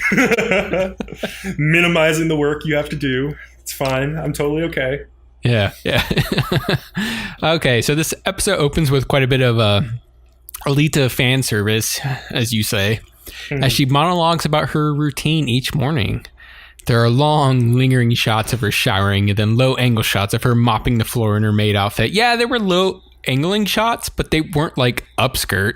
They weren't panties, but they were like very low angle, looking up her skirt, like just on the verge of a panties shot. That's why I pointed it out. But yeah, and it was just really cool. One thing during the washing scene, she was like even washing her horns. I thought that was neat. I didn't think about that. That's cool. Yeah, I inserted that into your little notes here. But after she's done, the chef asks Alita to join him on the elevator, which actually goes all the way up to the 3rd floor where his storage room is. And she finds like everything stored in curious transparent plastic bags and brown boxes, which are cardboard boxes, obviously. And also, it's weird. His storage room is on the 3rd floor. So he lives on the 2nd. Yeah. It's just weird. It's kind of strange to have it so far away. Yeah. Yeah, either it'd be on the same floor or lower. It just must be the space that they have for this restaurant. It must be kind of weird. Yeah, but yeah, I guess if you got to work with what you got to work with, and that may have been the best option. Yeah. But anyways, there's a thing called cobbler's tubers, which are actually potatoes, and are apparently the one thing that tastes the same between all the worlds. And like Aleta's only real memories of potatoes are eating them to survive, like the little steamed potatoes and whatnot she has. Like they're actually like a baked potato or something. So she doesn't really like them. So the chef shows Alita how to steam potatoes, and you really like the way Alita described a sink as a mysterious magic tool that you're to produce clear water and whatnot. Yeah. I just like she's describing everything she sees, like she doesn't really understand any of it, but like her description for a sink was kind of cute. Yeah. But they have to use the sink to wash potatoes, but then while they're doing that, some of the regulars come in, including the gorgeous girl from the mincemeat cutlet episode. Is that the one with the braided ponytail? Braid? Yeah. Oh yeah. Whew. She's real cute. Oh yeah. But what's kind of funny is like everybody has basically their favorite dish, and they've actually started to call each other by their favorite dishes. So there's like the mincemeat cutlet girl or the pork loin guy and stuff like that. Mm-hmm. But then like mincemeat cutlet girl and shrimp cutlet sandwich guy get into a big argument over like they get in arguments about what their favorite dishes would be best as a sandwich. Everybody gets involved, and it goes out of control. It's everybody against everybody at some point. Like, but even like the parfait girl, Victoria, is like, this would be the best sandwich ever. They finally, they all finally decide to try each other's sandwiches, and that finally ends the argument. The vegan wolf elf asks if they have anything rice takeout, and the chef offers to make her grilled like rice balls, which I've never heard of grilled rice balls before now. Have you? Yeah, I've never had them, but I've seen them before. They sound really damn good. Okay. But then also the lizard dude's there, and he's like ordering his usual 3 omelets and stuff. The dragon lady even shows up, which I'm glad, because I'm like, where is she? She's like one of my favorites. She finally shows up, and she orders like a little bit late in the day. But it was also because of all the chaos, and she doesn't mind. It's okay. But Alita is finally... She's exhausted. It was a very busy day. She's hungry. And then the chef shows her how to actually steam the potatoes in a steamer basket, which is really cool because you can make like dim sum and steamed dumplings and all kinds of crazy stuff in this thing, which is really cool. I've never tried it myself. I don't have one, but it's something I would look into. But they make the potatoes in it, and it's really easy. And he like just tops it with butter when they're done. And as with everybody who visits the restaurant, they love it. And basically, that became her favorite food. Something she didn't care for before is now her favorite food. Potatoes. Yep. Steamed potatoes with butter. So yeah. I want to say, I see you were starting to get a little boring. A little bit bored of this episode. Yeah. Because this was like a recap episode to me. And I wondered if it was because you saw them out of order and you wanted to change. So even having not seen it out of order, I would have been a little bit disappointed with this episode because it basically is a recap episode. Like, I haven't seen the next episode, but I think it's where they introduce the black-haired girl. So I think that's going to start like a new arc. So this was like a recap episode to show you like, oh, here's all of the characters coming back at once to argue over like what's their favorite dish at the restaurant. And like, it was okay, but like, I kind of want to move forward and get into a little bit more plot as going forward. And I think that's what's going to happen starting with the next episode anyway. But I think the show has gotten kind of into a continuous like samey like thing every episode. It's like two different people. They come from various backgrounds, but they always love the food. And it's so what if everything was introduction at this point, and now we have met all our characters, and they basically did this episode to reestablish all our characters and have everybody know everybody? I'm optimistic that's the reason that they did. Where's it going then? Well, hopefully, like maybe people like cross over into each other's worlds and help each other out with like the problems they have, because like a lot of the characters still have problems. Like Aletta, like still hasn't gotten a job in her own world, so she's basically living homeless like 6 days out of the week, and then coming back to work at the restaurant on the 7th day. It's like the only good day. This show is about food. Is what I can gather. Yeah. So food has to be the core theme every episode. So they could do those other things you're talking about, but the restaurant and the food definitely have to be involved. Big. Yeah, I do care about like the subplots back in those people's worlds too, though. So I also care about the Dragon Lady and how she's like protecting Aletta. I want to see how that comes into play, but we'll see. That's all going back to episode 1. So yeah. Anyway, okay. All right, let's move on to Wednesdays with Sakura Quest. Episode 19, The Foggy Folklore. But before we start this, I want to say yes, Crunchyroll had an awesome... Did you look at this article? Yeah, it's called My Own Sakura Quest, Exploring the Real Life of Manayama, Part 1. And it has a ton of side-by-side comparisons from the show. Like they have the girl staying out in front of the station, the inside of the station, the train station platforms with the train, the tickets, lots of scenes of the towns, a lot of the railroads. It's super neat. They literally just went out, took pictures, and then just recreated it and just took they took, I think, about kind of 2 different towns. Mm-hmm. And then like made them into one? Three apparently, yeah. Okay, 3. Yeah, it's like this town that was reformed in 2004 as a merger of several different like communities that had several different villages and communities that a lot of people have moved away from. So they formed one main town to connect all 3 of those towns. Which is really cool because that's kind of what the show's about. Yeah, it's really cool. They even put the rock climbing gym in there. This is a real thing. Yeah, it's crazy. It's that crazy. Blew my mind. Dude, I had to like, get up and walk away. I'm like, I need these where I live. And there should be another article coming. So this art... The author of this article is now named Wilhelm Danko. And at the top of the article, there's a link. You can click on his name. And he's written several other articles like this. There's ones for like Eromanga Sensei, The Eccentric Family, like Tsukigakure, Alice and Zoroku. There's a whole bunch of these. So I would recommend them. I looked through a couple and they all seem to be fairly high quality. But this Sakura Quest one was especially they even did researched. The pond. They did the shrines. Bridges, and I'm just scrolling quickly. The lodge house they live in, the bus. That's one. That's crazy. The bus is one also. It's awesome. And PA Works Studio he went to as well, because it's right in that area, and that's why they do animations of things that are like all around them, basically in that area of Japan. Yeah, it's a really cool article. Definitely check it out. But back to episode 19, The Foggy Folklore. We start with our 5 girls are currently searching a high school at night that shut down 10 years ago. Yeah. Wonder where this is going. It's kind of funny. They're like walking through the building and stuff, and like Riri makes this really good joke about suddenly's like, oh, and this is where he would jump out. So now everybody's on edge. And the funny thing is, she's referring to an urban legend called the blood-soaked Santa. Yeah, take that as you might want. But the girls are walking down like a hallway, and they see movement outside, and they look, and they see a guy walking around, and he starts coming to them, and they're all freaking out, and they shine the light on him.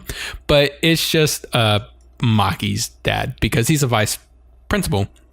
And apparently they've been getting lots of complaints about kids going to the abandoned school because of the urban legends and whatnot. And like, but they're like, oh my god, he's they think he's like a gorilla or something. Like Shiori starts singing jingle, she's like, jingle bells, jingle bells, jingle bells. Like trying to appease the urban legend, I guess. I don't know. And then even when they figure it out, like Maki's like, no, it's fine. My dad really is a gorilla. And then Shiori's like, but that's no good. That would make you a little gorilla girl. It's just like, Shiori, calm down. Even Yoshino's like, Shiori, you really need to work on your jokes. Yeah, it's pretty good. But they kind of have a little discussion, like, why are you here? Why are you there? Whatnot. And he ends up taking him to the storeroom where they do find the hanging drum. But it has a huge rip right through it. But it can be repaired, but it's probably going to be expensive. We don't find out this episode what they find out the cost will be, but they just went ahead and stored it in one of their own garages also. And interestingly, Yoshino finds like a mural on one of the walls, and is sad because the school is going to be like demolished soon, since it actually costs to keep maintaining that school, because like they're still supplying it with like water and electricity and stuff, so it has an upkeep value. And that didn't really play much else later. I think they finally tried to figure out some venue to show the wall or something like that, but I don't remember. But since their whole goal is to restart the festival again, Yoshino had Maki make a sign that they can take to the board of merchants to help together support. And like Karuto shows up and ends up like carrying the sign for them because he like gets pumped for it and stuff. But there's also this really funny scene where he poses with it and says something supposedly cool, and Shiori says that's the first time she thought he ever acted cool. So like Shiori's being hilarious this whole episode. They also get him to wear like a second sign that says, I destroyed the festival 50 years ago. That's pretty good. Yeah, and they do eventually come across Chiaki. That's Riri's grandmother, right? That's her name? Yeah, Oribe or whatever, yeah. Yeah, and like, it's just a funny little scene because the two scenes between Karuto and her are always funny. But now what Karuta is doing is he's showing the route that the float took through all the town and stuff like that. And they even go all the way out to the water where how they loaded it on and then where they took it out in the water and stuff like that. But later that night, Maki ends up at her parents' house to deliver a birthday present to her mom. Earlier, she was looking for a scarf for her, and her brother basically forces her into the house to stay for dinner, convinces her whatnot. And he's like, oh, father's at a late night meeting, so he won't be here soon. But he doesn't really specify how late he's going to show up, because he shows up before dinner even starts. And it's kind of funny. He walks in, he's like singing happy birthday. He has a bouquet of flowers for his wife. And then like when he finally stops and opens his eyes and turns and looks, he sees Maki there, and they're both like, what? It's kind of cool. And just interestingly enough, it's ongoing joke with the show. They were having Odin for dinner because they keep referring to Maki as like the Odin detective because she was on that show. So that's cool. And then like Maki and her father really get into it during the dinner, and like her mom stops him and she's like, hey, tonight's about me, just something to get them to stop. It was pretty funny. But before she leaves after dinner, her brother gives her some mail that arrived, and apparently it's her application. She sent an application out for an audition with the director from one of the earlier episodes, and she got her audition, but she's going to turn it down because she's like, I have a job here in town now on the tourism board and whatnot. But next day, Yoshino, Sane, and Chiori are having some lunch at Angelica's discussing some things about the festival when Maki's brother shows up suddenly and says he has something he wants to tell the girls about Maki. There's also something I didn't put in my notes, but it was about housing people. Is that what it was about? Do you remember? Housing people? I forget, actually. Because the bus driver in the restaurant had some input on what they were looking into. Yeah, I can't remember. It was like repurposing. Scene. I think they were still talking about like repurposing housings and stuff like that, but yeah, whatever. Now the girls know that Maki doesn't want to do this thing. But meanwhile, Riri has invited Maki over for advice on uploading one of the festival's songs onto the interwebs. And there was actually an earlier funny scene where like she has the mask on, she's singing the song because she's kooky like that. You gotta love Riri for it. But Maki, like, you know, gives her advice. You know, she basically tells her, like, be yourself. You need to make the audience connect with what you're feeling, is what she says. Actually show your true feelings. She does a little bit of singing on her own. It's actually pretty good. It's kind of neat. Mm-hmm. But then Maki leaves and she goes to the train station and she actually meets up with her dad. And in the end, her dad shows his support for Maki continuing acting because, you know, he's just being a good father at this point. I thought it was great. Yeah, it was. Yeah. So Maki ends up making it back to the dorms and the girls end up further persuading her to, you know, showing their support, being like, you know, you want to take this path in acting, you go for it. It doesn't matter if you fail or not. At least you try. And like, she's all gung-ho. She goes and packs her bags and jumps on the train real quick. And they end the whole scene with her sitting on the train going to Tokyo. Yeah, so I just wanted to talk a little bit about like the whole ending of this episode because like I just love the way that Maki came around to changing her mind to go to the auditions. Like, because it had like a series of scenes in a row that like contributed to it. Like first her scene with Ririko where she felt good about giving her acting advice, like as being the go-to person for that. And then when she got to the train station, she saw Sandal-san with a bunch of children doing a little paper play. And she was just watching, and her dad arrived and like was watching with her for a little bit before they walked home.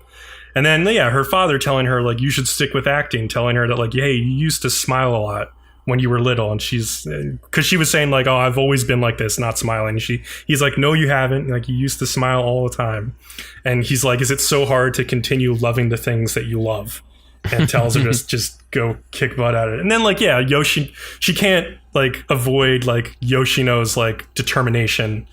Because like she's doing so much to like bring this town back, and she's just wants to see Maki like try the same way to do what she wants to do. And so, yeah, and then the episode ended with that scene of Maki on the train to Tokyo, like looking at her reflection in the window. But like I feel like I liked that she was not smiling yet. I expected her maybe smile, but they're saving that smile because it's going to come after the audition, I think. So I'm pretty excited for that.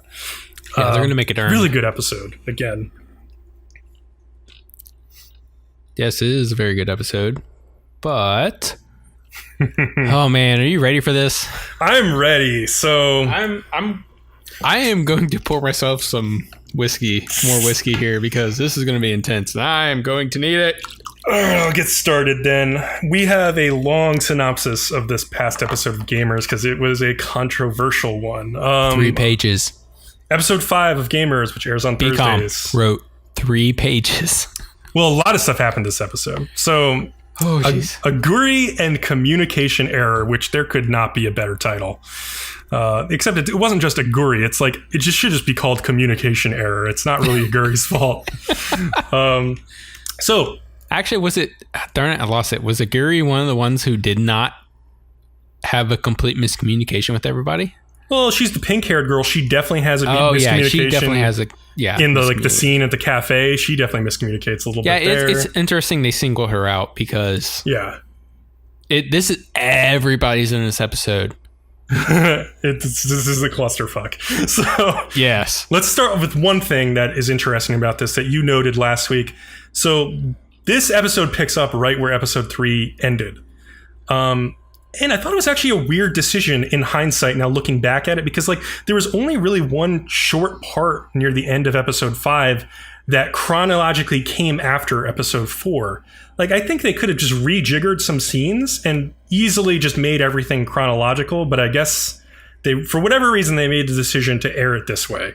I don't know if it's written that way in the light novel or if they just did it for airing purposes, but they really kind of didn't have to put things out of... They could have done this episode after episode 3 and had Keita go off and have his moment with Karen at the arcade in the middle of one of the episodes or something. But yeah, you're right. It doesn't really make sense why they did what they did. They definitely could have moved some things around and made it work regardless, but this is what we got, so whatever. Yeah, so the episode starts off by going back a few moments before the end of episode 3 to explain how Tasuku ended up with his arms on Chiaki's shoulders at the end of episode 3.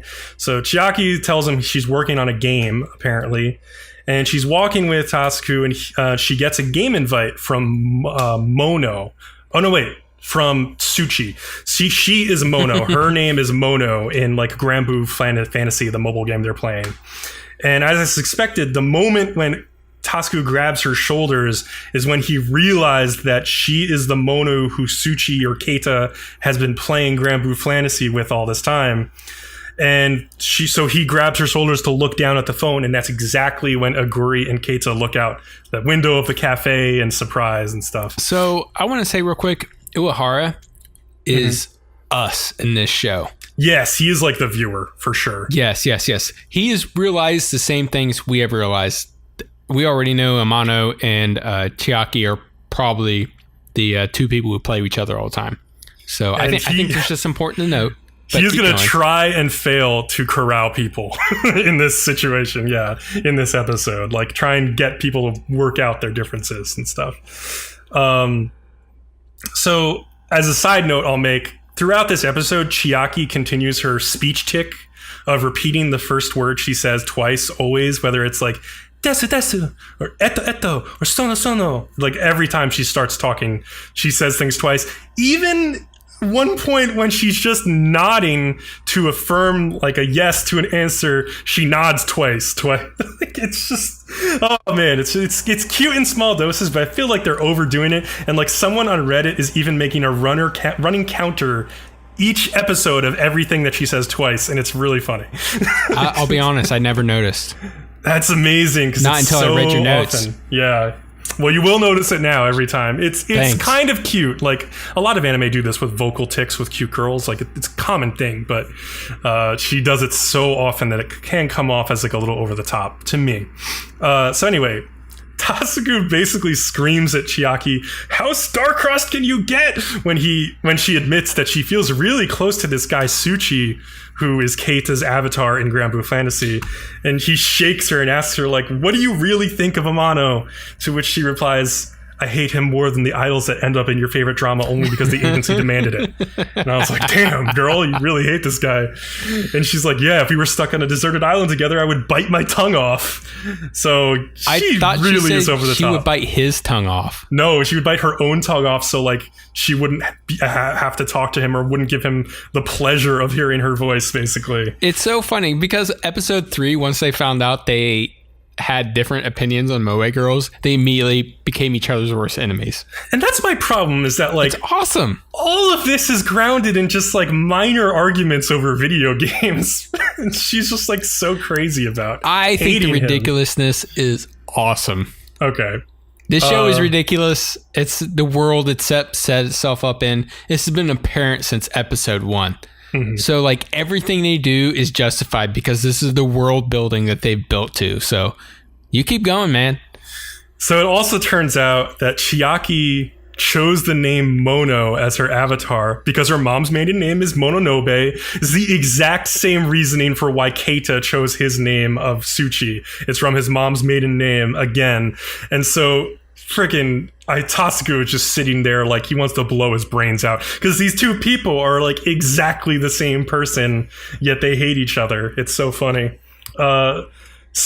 But he also comes up with this idea, and he like stands up in the middle of like the square next to Chiaki. He starts like shaking, trembling, because he's like, "This idea is so perfect I've come up with." So he's like, "We're gonna have a gamer meetup where everyone can come together and sort out all the misunderstandings."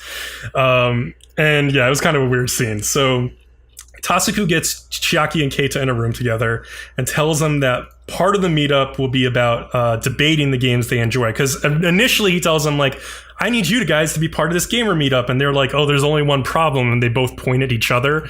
They're like, we don't need this guy or this girl. And then he's like, yeah, no, part of it will be debating. And they're like, oh, we can debate each other. Okay, we're back in. But don't we need more than 2 people or 3 people? And he's like, well, I've also invited Karen. So she shows up to the classroom, but Tasuku didn't tell her that Chiaki was going to be in this club. So she's immediately on guard. And then, okay, she says, okay, that's fine. I'll join the club for a day at least. But like, she asks a perfectly logical question. Did you guys choose the gamers meetup over the gaming club for each other? That's what she asks. And yes, for some inexplicable reason, Keita and there's Chiaki a perfectly good reason. Hold on. They both reply yes. Explain. Okay. Just a minute ago, I'm going to reread this. You go, Chiaki and Keita predictably want no part of it because they don't like each other and won't go if the other one is going. However, Tasuki tells them that part of the meetup will be about debating the games they enjoy. And that gets them back in. So you think they're saying that they're joining to debate each other? Debate against each other. God, so yes, so stupid though. Oh they my God. They are in this club because of each other. It's so dumb. Oh, it's it not hurts. Dumb. It's totally. It hurts how dumb it is. So of course, Karen takes this to mean we chose to be in the club together because we like each other. Right. This whole episode is the most orchestrated clusterfuck, and I love it because of it. That's why I love it so much. I'm like, somebody wrote this. And the thing is, you would want to at all these, like, just like you did now, you're like, well, this doesn't make sense. But really, the whole thing makes sense. Yeah. So I'm like, somebody wrote this. This is awesome. So Tasuku panics because he's like, how could you say that? But he still convinces Karen to like stay for at least that day. And he's like, okay, the topic of the day will be discussing Chiaki's game she's working on. And Keita didn't know that she made games, and he's like, oh, you make games? That's lame.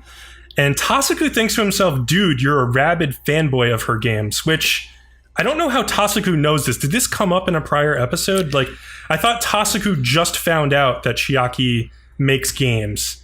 How would he know that Keita plays some of her games? Well, Keita knows what he knows everything that Keita plays. So I guess so. Like, I don't think they really elaborated on it. They didn't really elaborate on it. I was confused. Felt like because he asked about the games he played and who he played with, so he knew that. So once he saw Chiaki's phone, then he was like, wait a minute. Yeah, and then Keita at the end of this next conversation I'm going to talk about says, like, there's this freeware game maker that I really love, and it's clearly Chiaki. It must be her. So like he loves her games. He just doesn't know it that they're her games.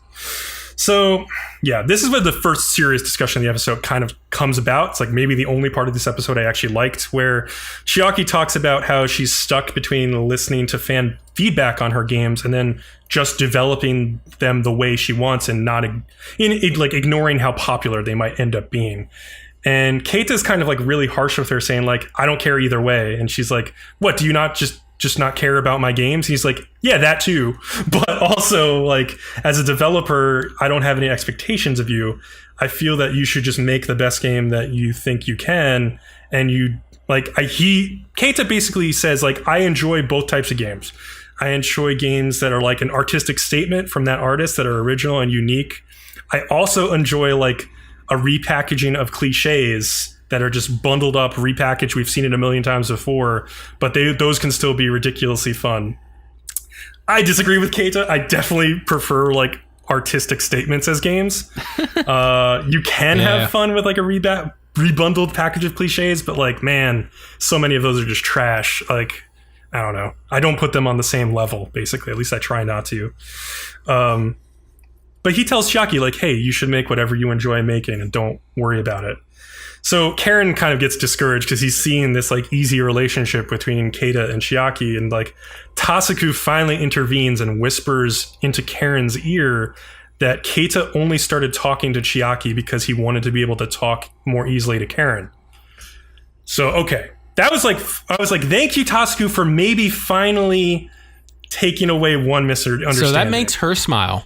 And Yes. from the other people's point of view, that looks like flirting. Come on. Yes. This is where the misunderstandings kick into overdrive, because now Keita and Chiaki, looking at them whispering, they both think that now Tasuku and Karen might be flirting. Then Aguri, who's in the hallway, shows up, asks Keita to come outside and tell her what's happening. And when he leaves, Chiaki says, I can't believe Keita has such a cute girlfriend, referring to Aguri. So now Tasuku and Karen are both like, wait, is he dating Aguri? And so they're both shook now, and they're both stunned. And this is literally the halfway point of this episode. Like, this is ridiculous. So Aguri goes back to the restaurant with Keita and yells at him, grabbing him by the ear and asking him, why the hell is this happening? You told me there was nothing between Chiaki and Tasuku. And she basically tends to like yell and wail and cry about the situation until this waitress comes over to quiet them down. And Keita asks, like, Keita like is thinking like maybe Tasuku and Karen are like really together, or I don't know. So he asks if Aguri still likes Tasuku anyway, and she smiles and replies, of course I do. And then he asks her, like, well, wouldn't it be better to find someone that you have more in common with? And then Aguri drops like maybe the best line, my favorite line of the episode, where she says, you don't do love, you fall in love, which is aw. It's a very aw moment. Keita's moved by this and grabs Aguri's hands to tell her, I'm going to redouble my efforts to do everything I can to support you and Tasuku. And she like grabs his hands and is like, me too, I'm going to help you too. And of course, Chiaki just happens to be walking by the window, sees them holding hands, which confirms her suspicions about them being in a relationship. So Keita's like, don't worry, I'm going to run outside and fix everything. So he runs outside. We see him like wildly motioning to Chiaki, and she just like kind of looks disgusted and then like walks away. And he comes back inside and he's like, I cleared that up. And he's like, yeah, what I told her is that you're the best and most thoughtful girlfriend in the world, and there's no girl who's as beautiful or cute and impeccable as you. And we learn that, and he's like, but what bothers me is she replied, well, good for you. And she seemed kind of annoyed about it. I don't understand why, though. God damn it. So dude, it's awesome. Come on. Aguri then says she'll do what she can for Keita and Karen, even if that means turning down hanging out with Tasuku at times, which, as we know, is probably going to lead him to believe even more so that she's not dating him, or she's like cheating on him or whatever. Oh, next scene, Tasuku is in an arcade, and he's sitting down in an arcade cabinet. He's trying to process all of what's happened to him. He's trying to like understand if like Aguri would really go after somebody like Keita, and he kind of thinks like, well, she liked me in the past when I was a super nerd, and that's kind of how Keita is currently, so maybe she would go for him. And he's sitting at the machine, and we see the people behind him in the arcade looking on in like horror for some reason, and we find out at the end of the scene we see him from behind, and he's moving the controls on the cabinet, but the screen is just a flashing please insert coin, so people think he's just like lost his mind basically. So Keita is at home, he's playing a dating sim that night and gets a bad end with a girl who looks like Karen. And basically we learn that he's been playing dating sims to try and figure out how to talk to Karen. And Tasuku yells at him the next day and is like, I'm going to rock your world, Mr. Otaku. Dating sims are nothing like real life relationships. And he kind of like holds his hands over his ears, Keita, and like screams. It's like, I don't want to hear it. I don't want to hear it. It's kind of crazy. So it's hilarious when he's doing it. He's like, it's not true. It's not true. So then Tasuku tells him it's about time you made a move on Karen, but Keita's like still under the impression that he's less than like a tick or a flea in Karen's approximation. But Tasuku tells Keita that he's already been having like these relatively normal conversations with Karen when they hung out at the arcade, with Chiaki, and with Aguri, so he really doesn't need this practice anymore to get good before he goes talks to Karen. But Keita thinks Karen is only being friendly with him because she's interested in Tasuku now. So he also thinks Tasuku is more concerned about his own relationships than he is. So he thanks Tasuku for being so considerate, runs up to him, grabs his hand to thank him, and of course Chiaki walks by the classroom door just at this moment and realizes, maybe Keita's in a relationship with both Aguri and a gay relationship with Tasuku. So Tasuku, realizing this, like panics and runs after Chiaki down the hallway to try to clean up this misunderstanding. This whole episode, oh my god. Dude, I loved it. The chaos is so crazy. It's let's see. So the disaster misunderstandings is awesome. Okay. I disagree. I had a lot of counter arguments for this, and really you should not compare this world to real life. That's true. This show started off with its own world building and set of rules, and I feel it is following its rules, and I cannot fault it for that like Bcom does, because I feel like you're comparing it to real life. I thought the episode was fantastic. To have so many misunderstandings going on at once without it not making sense is just good writing to me. I don't expect these characters to be reasonable. Everything you do seems justified. It seems in character. And the diagram you posted, I loved. Somebody on Reddit made a diagram trying to understand the current state of misunderstandings between each character, and it's just like a spider web of chaos. It's so funny. And that person has been updating it every episode. It's getting better and better, honestly. And it's so great. Everybody has a misunderstanding against everybody except for Tendo and Uehara. Those are the only two who do not have a misunderstanding between each other. Everybody else has like 5 misunderstandings between each other.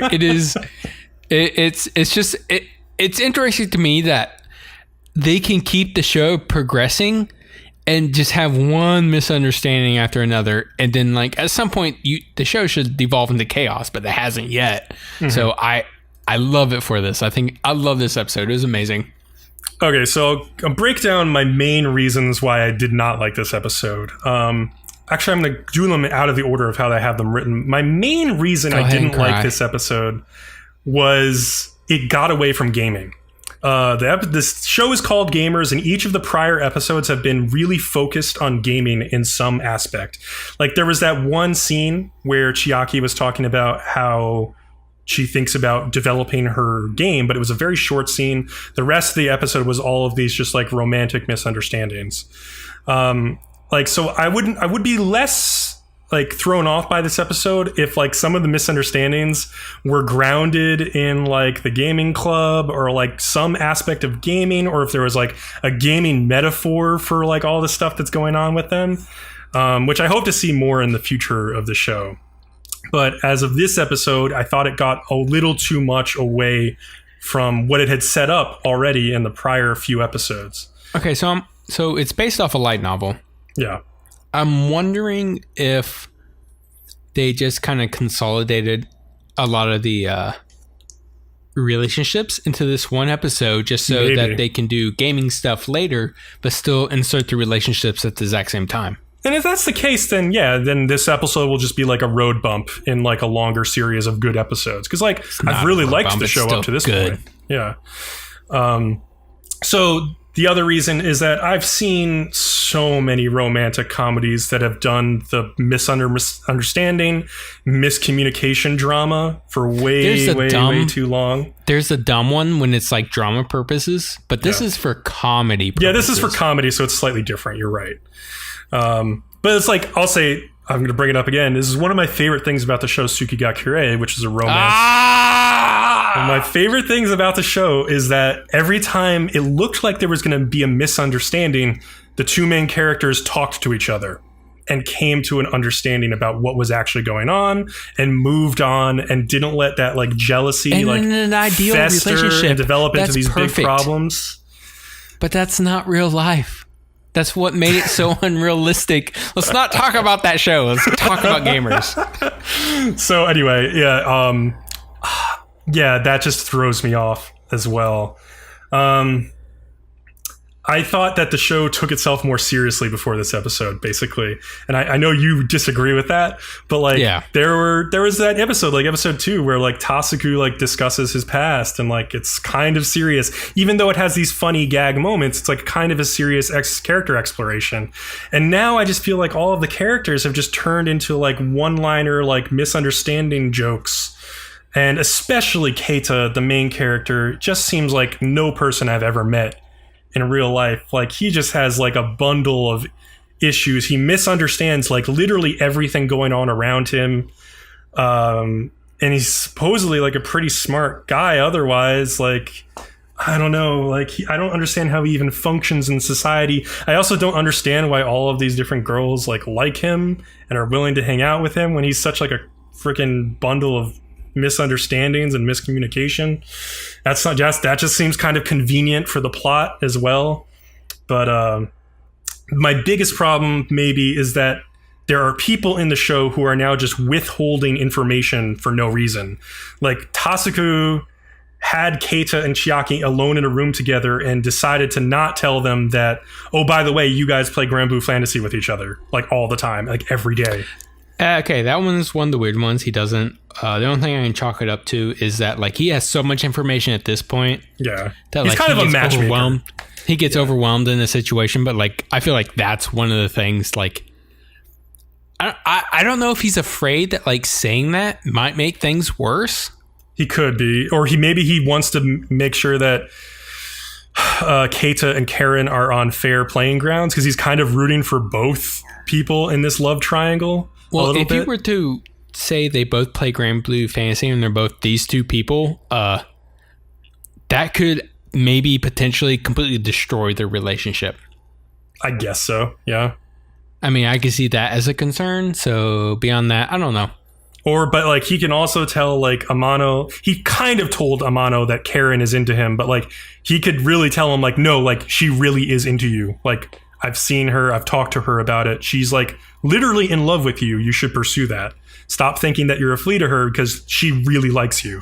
But he refuses to tell Keita either of these things, that like, to let him know what's really going on. And he also is not telling Aguri that how he feels about her now, that he's figured out that she really likes him for who he is. He hasn't expressed that information to her. So like, really, Tasuku is the one holding back everybody from just figuring their shit out, because he refuses to like give this information to them. It's just instead being played for comedy of misunderstandings. So I understand that. If these misunderstandings keep continuing like till the end of the show, I'm gonna get more and more upset with the show, because like, you can only do misunderstanding comedy for so long before it kind of gets tired and old. You actually have to be really intelligent when you're writing these misunderstandings, because especially when there's so many misunderstandings, you have to keep track of how every character sees every other character to make sure that you're not like infringing on the canon relationships or whatever. Yeah, which is why I really like this episode, because it does a good job of that. But I do believe it will come back around to gaming. They're just kind of, I don't know, getting this out there now. Yeah. I will say though, yeah, the Reddit discussion threads are fantastic now. Like, because it's just people like all over the spectrum who love it or who hate it or who are making big diagrams about it. And it's just really fun to follow that way. So I would highly recommend checking those out. But yeah, do you have anything else to say about gamers before we move on? No, that's it. All right, so let's move on. We're going to skip. All right, let me do my convenience story, Boyfriends, episode 6, which is off for a week. Okay, I'll go to Friday. Rage of Bahamut, Virgin Soul, episode 18, still off for a week. Yep. Oh, Made in Abyss. Okay, this one's airing. Episode 6, Seeker Camp. So we know Rico and Regu have made it to the camp, and the elevator lift thing does descend. They jump in and get on, but as they're ascending, Rico does start to get sick. So yeah, it's just, one of the side effects of when you're ascending. But they finally get to the top and they meet Ozin, and she has this odd line about hinting that she knows about Regu, because she's like, oh, I remember you, Rico, and the boy. So it's like, what? Yeah. Kind of weird. But then Regu is kind of like looking Ozin over, and he's making some mental notes. And one of those, I don't even know if it's important, but is, how does she flatten her hair like that? Because it has a weird design. I don't know if this is important or not. It was just an odd, yeah. I felt it necessary to put it in there in case it may be important, but whatever. But they sit down and they have a little chat with Ozen. She talks about how she thought of abandoning Riko on the curse repelling vessel. And if she had that kid that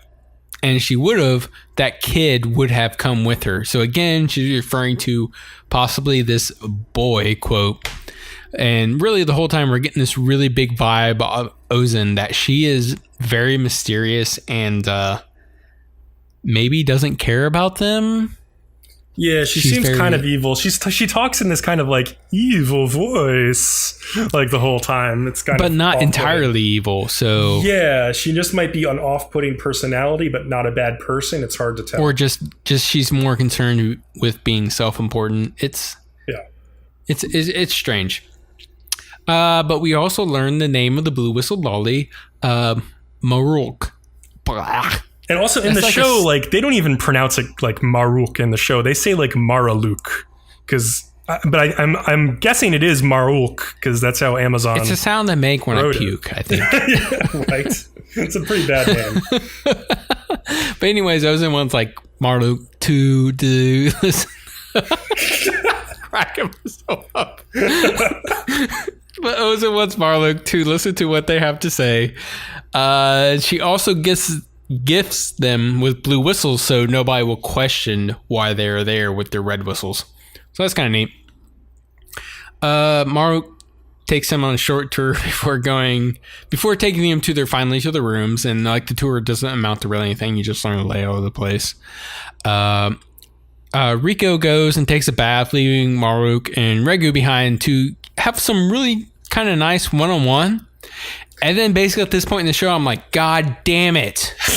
Because apparently every episode, we're going to see Riko fucking buck-ass naked. Yeah, it's like a fucking trend now, at least. God, It made me think of Hajimito no Gal, where they talk about fucking elementary school girls every episode. Yeah. It's getting a little unnecessary. I mean, it was unnecessary the first time, but it's continuing. I like everything about this show, but it does this every episode. I just want to note one thing. Before she walks out naked, like when Maruk and Regu are like ending their conversation, he says something like, "Oh wow, things are really hard for you too. Interesting." And I thought that maybe like she told him something secret about herself. I don't know what it is yet. I suspected that maybe she's part robot too, but I don't know. Actually, I went the obvious route that I thought it was. So, yeah, okay. They show her naked in the bathroom. Then she comes out walking her back ass and naked. And what they actually succeeded in was Maruk is a trap. She's a boy. Oh, I didn't even think about that. Interesting. Yeah, no, Maruk is a little boy dressed up as a girl. Wait, where did you come to that conclusion? They said it. Man, I missed that. I did not hear that at all. What did they say? Darn it, I can't remember specifically. But they did. They said something which made it completely obvious. It wasn't even like a skirt around or something. Okay. Yeah, just go back and revisit that scene. Yeah. I'm literally going to do it right now while you continue the review. Yeah, he's Maruk is a boy. It's a trap dressed up as a girl. So yeah, you get that. But anyways, that whole naked stupid scene happens, and then they all go to sleep, and Riko wakes up in the middle of the night, and she has to use the bathroom. I actually, it's like clockwork, wake up at 1 a.m. every single time. Always have to go to the bathroom. She kind of gets up. She gets up, and she's kind of lost, and she's kind of looking around trying to find out where to go. And she goes to the storeroom, but then she hears somebody talking and walking away, and then she kind of follows them and ends up in another storeroom. And when she goes in there, there's this headless, weird zombie creature that runs at her, but stacks of boxes fall on her. And she runs back to the other two sleeping and hides under the covers in Regu's bed. But then in some stupid voyeurism, which I think keeps coming up because she's also puking all the time, she couldn't use the toilet, so she wets Regu's bed. So it keeps happening. I'm just like, why? So that's weird. So then Ozen mysteriously just shows up randomly the next day, and tells Riko she should forget what she saw and to follow her. Ozen says that the whistle made it to the surface, talking about her mother, Liza, or whatever her name is, then she is most definitely dead. But she also found the whistle on a grave, not necessarily her grave. They don't talk about it, just on a grave. All the way down the fourth layer.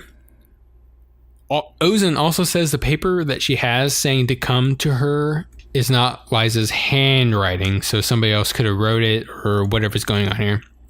She ends up leading them to her chambers where there's like a large white block that sits in there. That was kind of disappointing. Like that episode ends. Yeah, it just ends just with you going, big white block. What was with that stupid thing in the storeroom? Why did you say ignore that? Well, it's clearly like a 2-part episode, I guess. I don't know.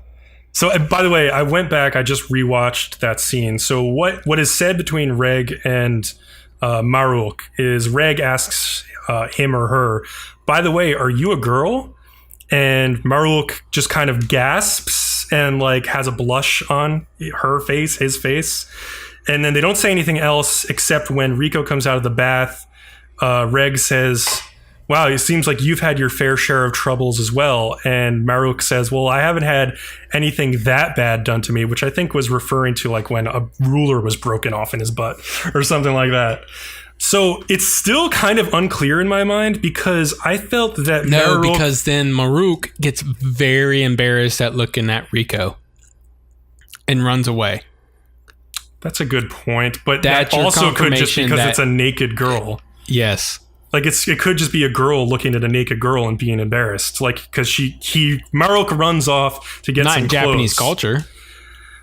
Even I don't know, but like the way I'll tell you, just the way I read that scene initially was that I thought Maruk was very surprised that Reg would even ask if he was a girl, because like I thought it was Reg obvious she was a girl. Very, very attentive, so he realized.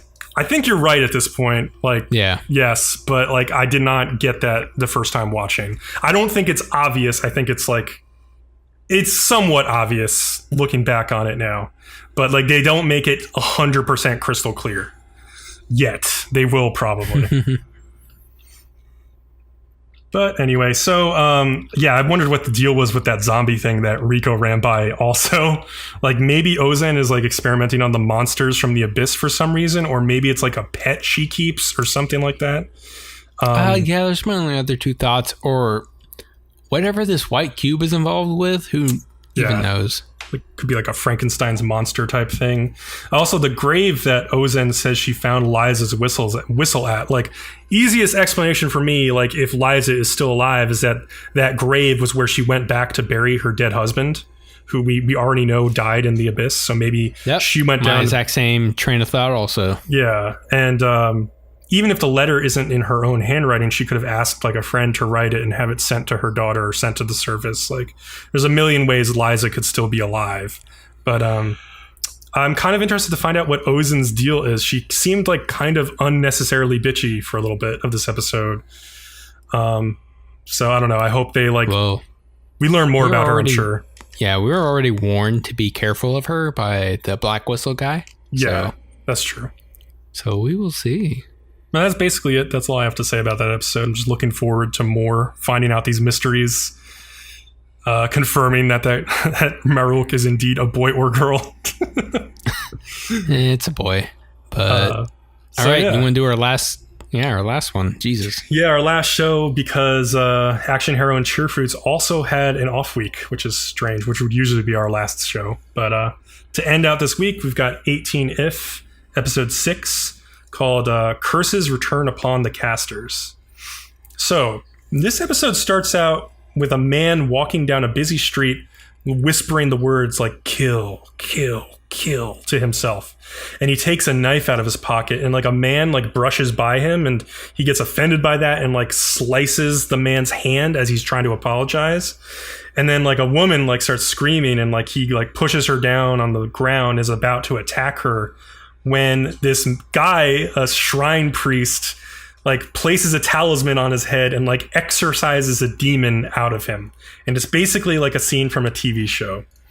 And there's like also like Which a is weird exactly what it is. Yeah, exactly. So there's like a weird like title sequence afterwards, and the show is like it's like a TV show about like an exorcist shrine priest, and it's called like Onyo Utsushio Ayakashi Harai. And then we transition from that to a scene where the normal episode sort of begins, following a girl named Natsuki. And she's sitting in her classroom and she starts receiving text messages that say, kill, kill, kill, and stop sucking up the air in our room. So she's getting these from her classmates. So we find out that it's several girls in her school that corner her in the bathroom. And they're just bullying her. They like extort her to pay an inconvenience fee to them, or else they'll spread around a video that they forced her into making of stealing something from a convenience store. And then she hands one of the girls, Kasumine, her wallet. And after the girl takes the money out, she throws the wallet in the toilet. And then Natsuki asks them, like, are you guys really having fun, like, bullying me like this? And Kasumine tells her, go pick up the wallet in the toilet. And the girls are like chanting, pick it up, pick it up. And then she does. And then they're like, oh, you're all filthy now. And then one of the tall girls takes a mop and starts mopping up and down like the front of her. And she's just like resigned herself to this. She's just like sitting in the corner. It's really fucking bad bullying. And she's just like trying to distance herself from it. She's like saying in her own mind, I wish break time would just like hurry up and end, because she's just used to this. And when she returns to the classroom, she sees that her textbooks are all covered with graffiti.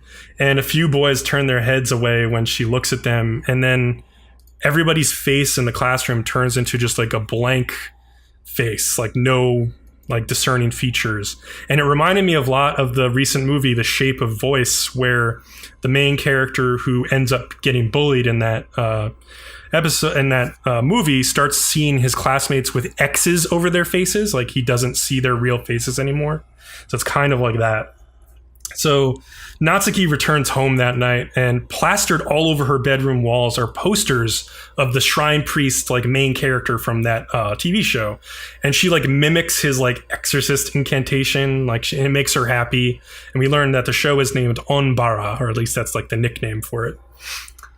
She falls asleep and she dreams of various ways of committing suicide. Like she dreams of like throwing herself in front of a train, jumping off a building, jumping off a bridge.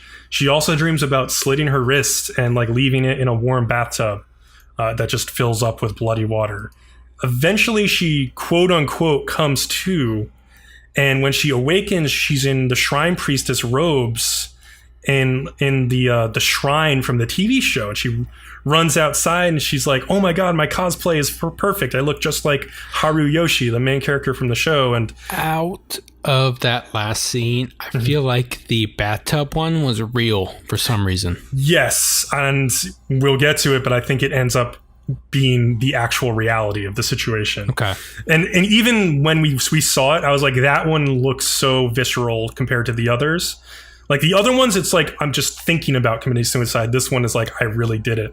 And so like, she's running through this dream world that's like the TV show, but she starts to realize that like, she starts fighting monsters and exercising them like the main character would, but she gets tired and she's like, how long will this go on? There's nobody else here. Well, I just have to keep doing this for years.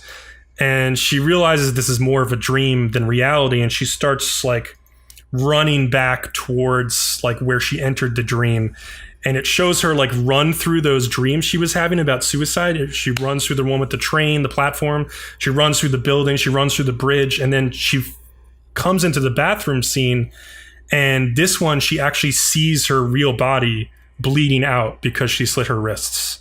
So damn. After this, she decides I can never forgive those bullies for what they did. So this is where the episode shifts over to our main characters. So Katsumi is reading in the news that this local middle school has been experiencing this increase in group nightmares. So basically we find out Natsuki is torturing the people in her class and even her homeroom teacher with these nightmares to get back at them for like being accessories to her bullying. And Katsumi gets to one of the girls just as she's about to like walk herself in front of an oncoming truck. And the girl tells her, it's like, yeah, it's not only the bullies who are having the nightmares, it's everybody in the class. And Natsuki hasn't returned to school since trying to kill herself. So she really did try to kill herself. The girl gets a text from her friend Miku, who's in the hospital. And it was strange. The door on her hospital room, like the little thing that's like the identifier of who's in the room, said Natsuki's name instead of the girl Miku's name, which was kind of weird. I guess it was just like a message like, I put her here kind of thing.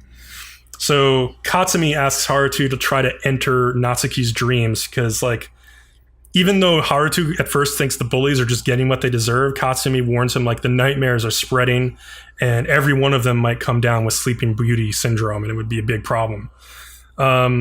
So they enter the dream and they find Natsuki, like, praying at the shrine for calamity to fall on all of her classmates. And they tell her what's happening in real life and she's kind of like emboldened by it. She's like, if it's working in the real world, then they're getting what they deserve. And so Hotaro convinces Natsuki to calm down. Like, he basically says, like, you have self-worth even if you don't recognize it in yourself. And things only turned out this way probably because you were so serious and kind and always tried your hardest. And that's why you have value, even if you don't see it yourself, and why you shouldn't kill yourself, basically. And Katsumi also tells her that her mother was, like, really apologetic and sobbing about not noticing sooner. And even one of the bullies, the tall girl named Momo, like, apologized very earnestly.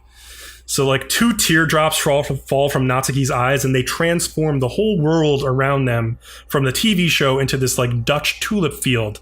But even though it looks like everything's all right, she says it's too late.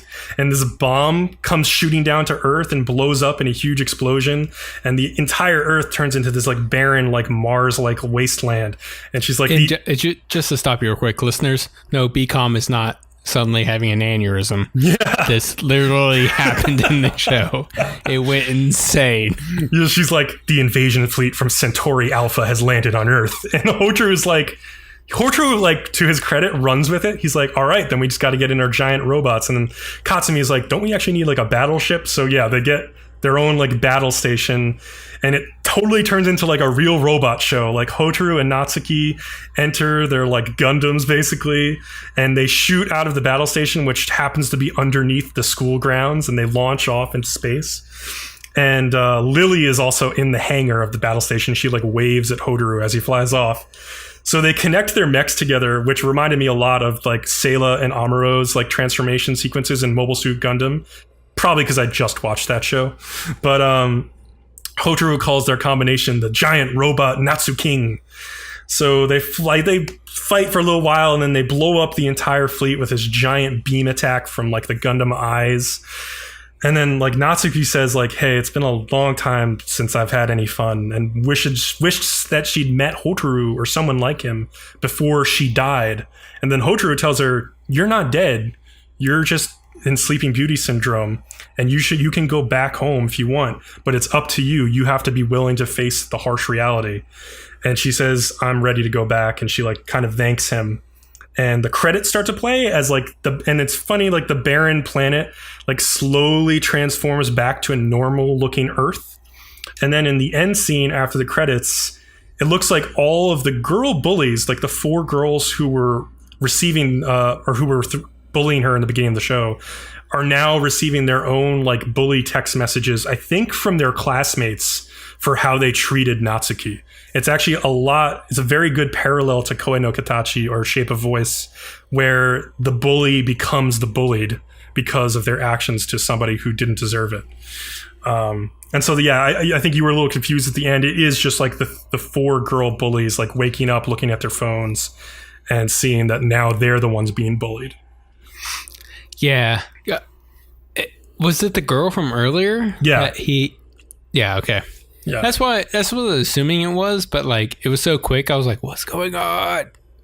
Yeah, it was just those 4 girls from the beginning of this episode who were bullying her in the bathroom.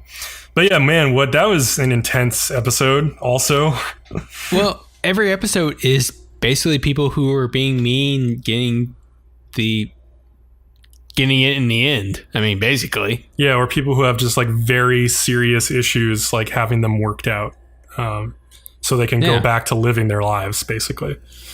It's definitely ending up being like a very interesting show. A little bit dark because like Haruto, that's the main guy, right? Yes. Like he was on the same side as the girl from the, not the last episode, but the side episode before that. The one that was like eating all the junk food. Right. No. The one where like the guys with the bar. What was that one? Yeah, I forget what her name was. What was her deal? Like, but yeah, like she started like coming after them because they hurt her. Basically, she was like physically abused and stuff. Yeah, and then like he was on her side about hurting them. So like then this episode where like he seems okay with her hurting the bullies. Yeah, he does. It's just interesting. Which was probably going to eventually speak to his character when we find out what happened to him to put him in this situation. Like, it'll probably make a lot of sense when we find out where he comes from. But if we ever talk about him, I mean, we've done nothing. Yeah. Absolutely nothing to talk about him. It may not happen until like the very last couple episodes. We'll have to wait and see. So, yeah. But that's it for this week. So thank you for listening. Remember to like, follow, and subscribe to us on YouTube to get updates on new podcasts and videos, and follow us on Twitter at Nerdom and Other for updates as well. I'll let you know when the newest videos are coming out. Next week, we're going to have mid-season cuts. We didn't do it this week because there were so many delays. There's so many delayed shows, so we didn't even get halfway through most of the shows. But we'll see if we want to actually cut anything. But besides that, we'll see you next week. Later, everybody. Peace.